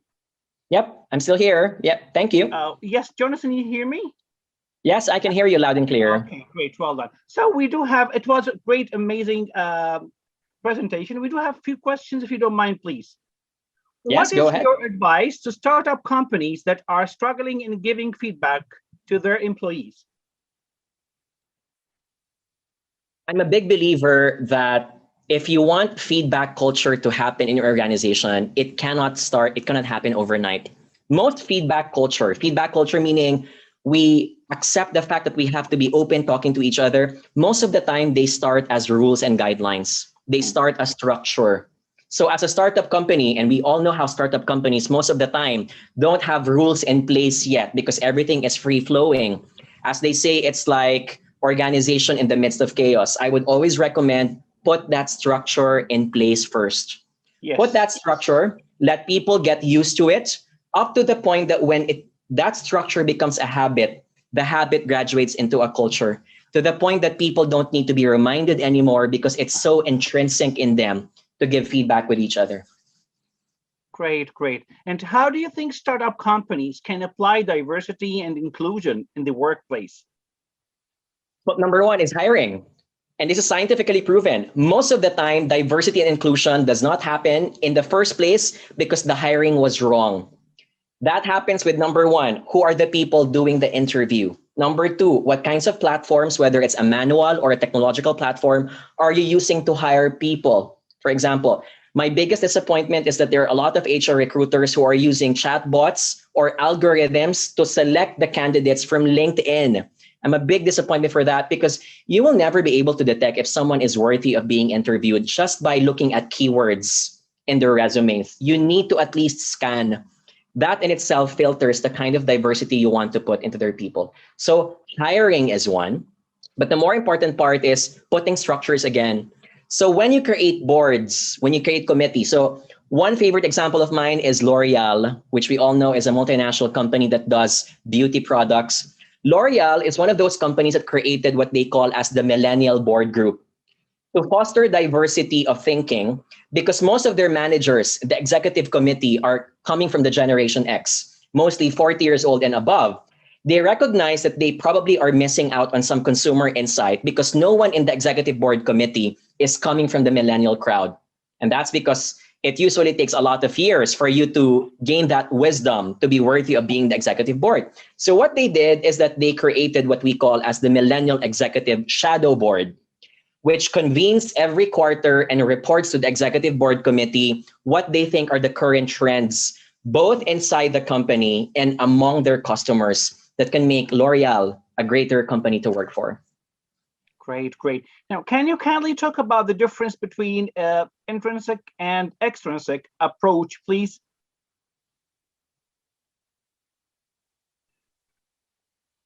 You hear me? Yeah, yes. Sorry, I missed that part. Intrinsic and extrinsic approach of what? Yes, please. The difference between. Yeah, but I want to understand intrinsic and extrinsic of what? Because there are many intrinsic and extrinsic. Is it motivation? Okay. Is it feedback? It is, Maybe we can it is ask. about motivation. Absolutely, yes. Okay. One of my favorite studies, this was published by The Economist. Oh, you guys are asking really good questions that are just at the back of my mind. There was a study by The Economist that says most people who are driven by intrinsic motivation likely succeed better than those who are driven by extrinsic motivation. So just want to clarify the difference. Intrinsic motivation is, I want to excel in school because I think it's the right thing to do and because it will make me a more educated and learned person. That's intrinsic motivation. Extrinsic motivation is, I want to learn in school because I want to be the richest person on earth because it's going to reward me if I get good education. So you're driven by the rewards outside rather than what's being driving you inside. And what we often notice is that intrinsic motivators are more sustainable because they are part of the personality of the person. No matter what happens to your environment, the personality sticks. Extrinsic motivation is if the economy changes, if the landscape changes or technology changes, the person doesn't know how to move forward.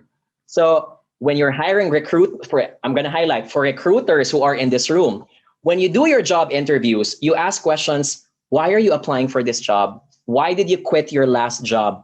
And probe the intrinsic motivation, why they're doing in the first place. Excellent. Great. Well, what key differences do we observe between the feedback preferences of Gen Y versus Gen X workers today?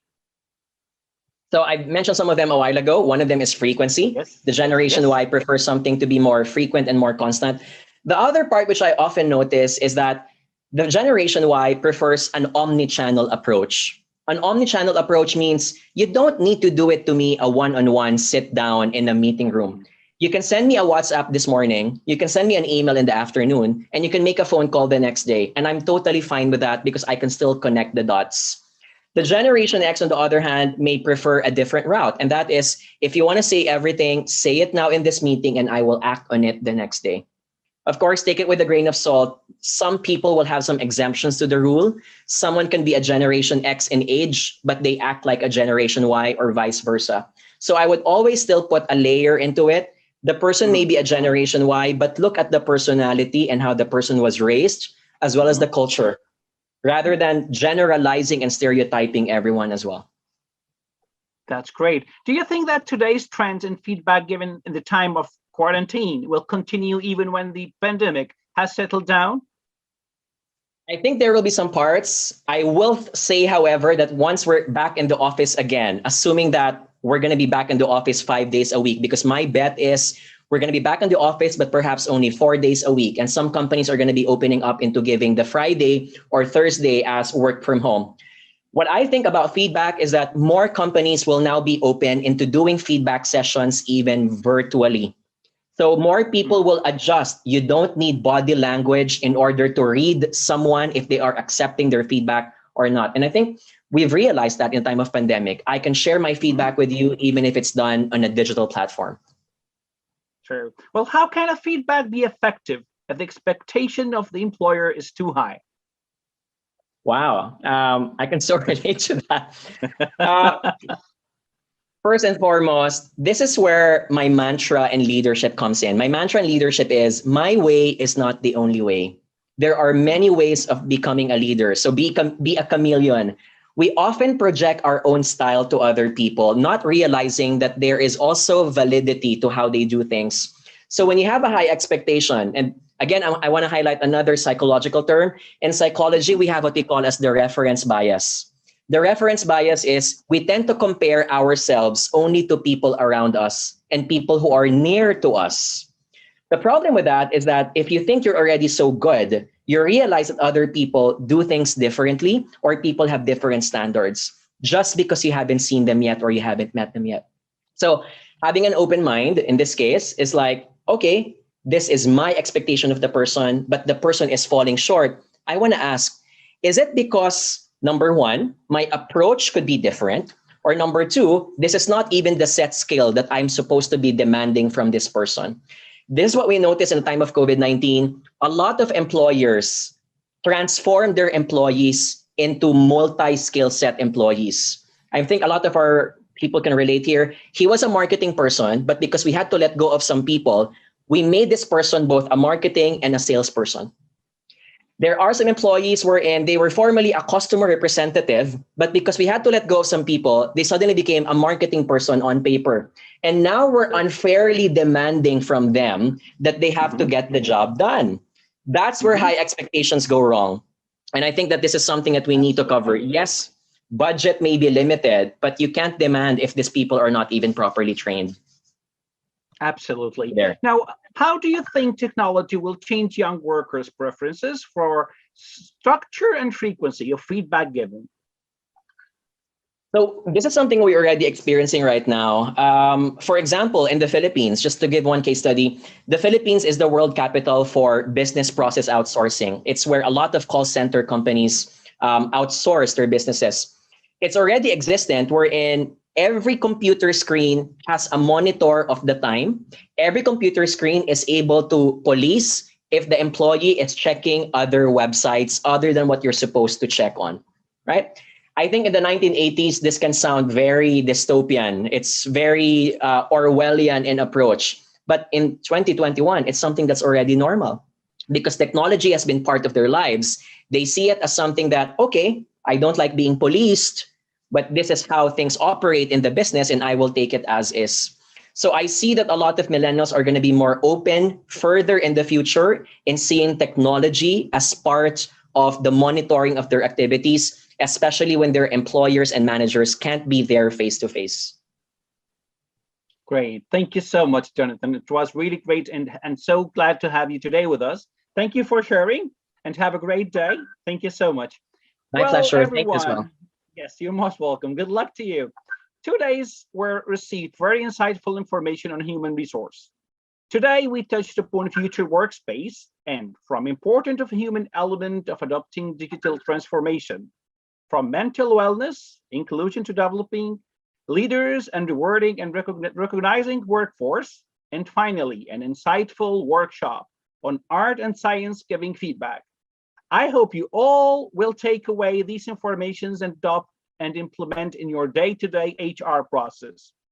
Now, I would like to invite the organizers of this event, Next First, and their conference partner, ZMZ Events, to give the vote of thanks. Thank you, everyone. Hello. Hi, Hello. Doctor. How are you? Hello, Zahir. How are you? Doing good. Hi, Great. Dr. Thank Steve. you. How's everything? Yeah, thank you so much for all your great help and support and for this great conference. Doctor, I should say that thank you so much for your support. And as you rightly said to Ricardo, that he's got inner peace. you've got much greater inner peace, because it is indeed challenging to run the whole session 9 to 5, and you have been refreshing. Thank you so much. And thank you so much. Thanks to we you. couldn't have asked for a better chairperson than you. Oh, so thank once you again, so much. Thanks a a lot. round of applause to you, Dr. Steve Galini, Operations Director, MENA Management Solution International. Thank you so much. Thank you so much. Thank you so much. Thanks to you all. I would like to add that over the 2 years, we had around 1,200 plus exhibition visitors, 700 plus conference visitors across the region, which makes this event a huge success. And thank you so much once again for that. Yeah, Nikki. Yes, thank you, everyone. I would like to thank everyone on behalf of the organizing committee. First of all, Dr. Steve, thank you for the 2 You're days most welcome, all thanks of to your you too. time. I know it's been tiring. It's not easy, but you've been showing positive vibes to everyone and has been keeping this conference alive. Thank you very much. You're welcome. To MSI International as well, to MSI. And I want to thank also all of our distinguished speakers and delegates, everyone who's attended the conference, everyone who's online right now in the platform. Thank you very much to everyone. ZMZ, our conference partner, this has not been possible if not for you. Thank you for your hard work and dedication. To all the ZMZ team, thank you very much. Thank you, vice versa. So we would also like to thank all of our sponsors that have supported us all the way through. PSI Middle East, our talent management partner. Platinum sponsors, Al Hatab Holding and Byte.com. Gold sponsor is HEC Paris and Qatar. Recruitment and staffing sponsor, Management Solutions International Qatar. Silver sponsors, Entomo and McDam Technical Services. Of course, our media partners, we would have not reached this milestone if not for them. Qatar Living, Marhaba, I Love Qatar, thank you very much. And of course, to keep the excitement going, we are very proud to announce that we will be having Qatar HR Conference next year, 2022. The dates will be announced in a later and every year too, not only next year, every day too, every year. Yes, but we want to tell everyone that yes, we will be a live event next year. The details for this event will be announced very soon. And of course, we will be launching alongside this event is the very first Qatar HR Awards. All right, so on behalf of Next Fairs and ZMZ event, we thank everyone who's here with us, and we look forward to having you all again next year. So see you again. Thank you, Zahir. Thank you so much, Nikki. Thank you, Zahir. Have a and great thank you to evening. everyone for attending as well. Thank you. Thank you. Okay. Bye. Goodbye, everyone. Bye. Good night. Hello. Bye. Bye-bye. Thank you all.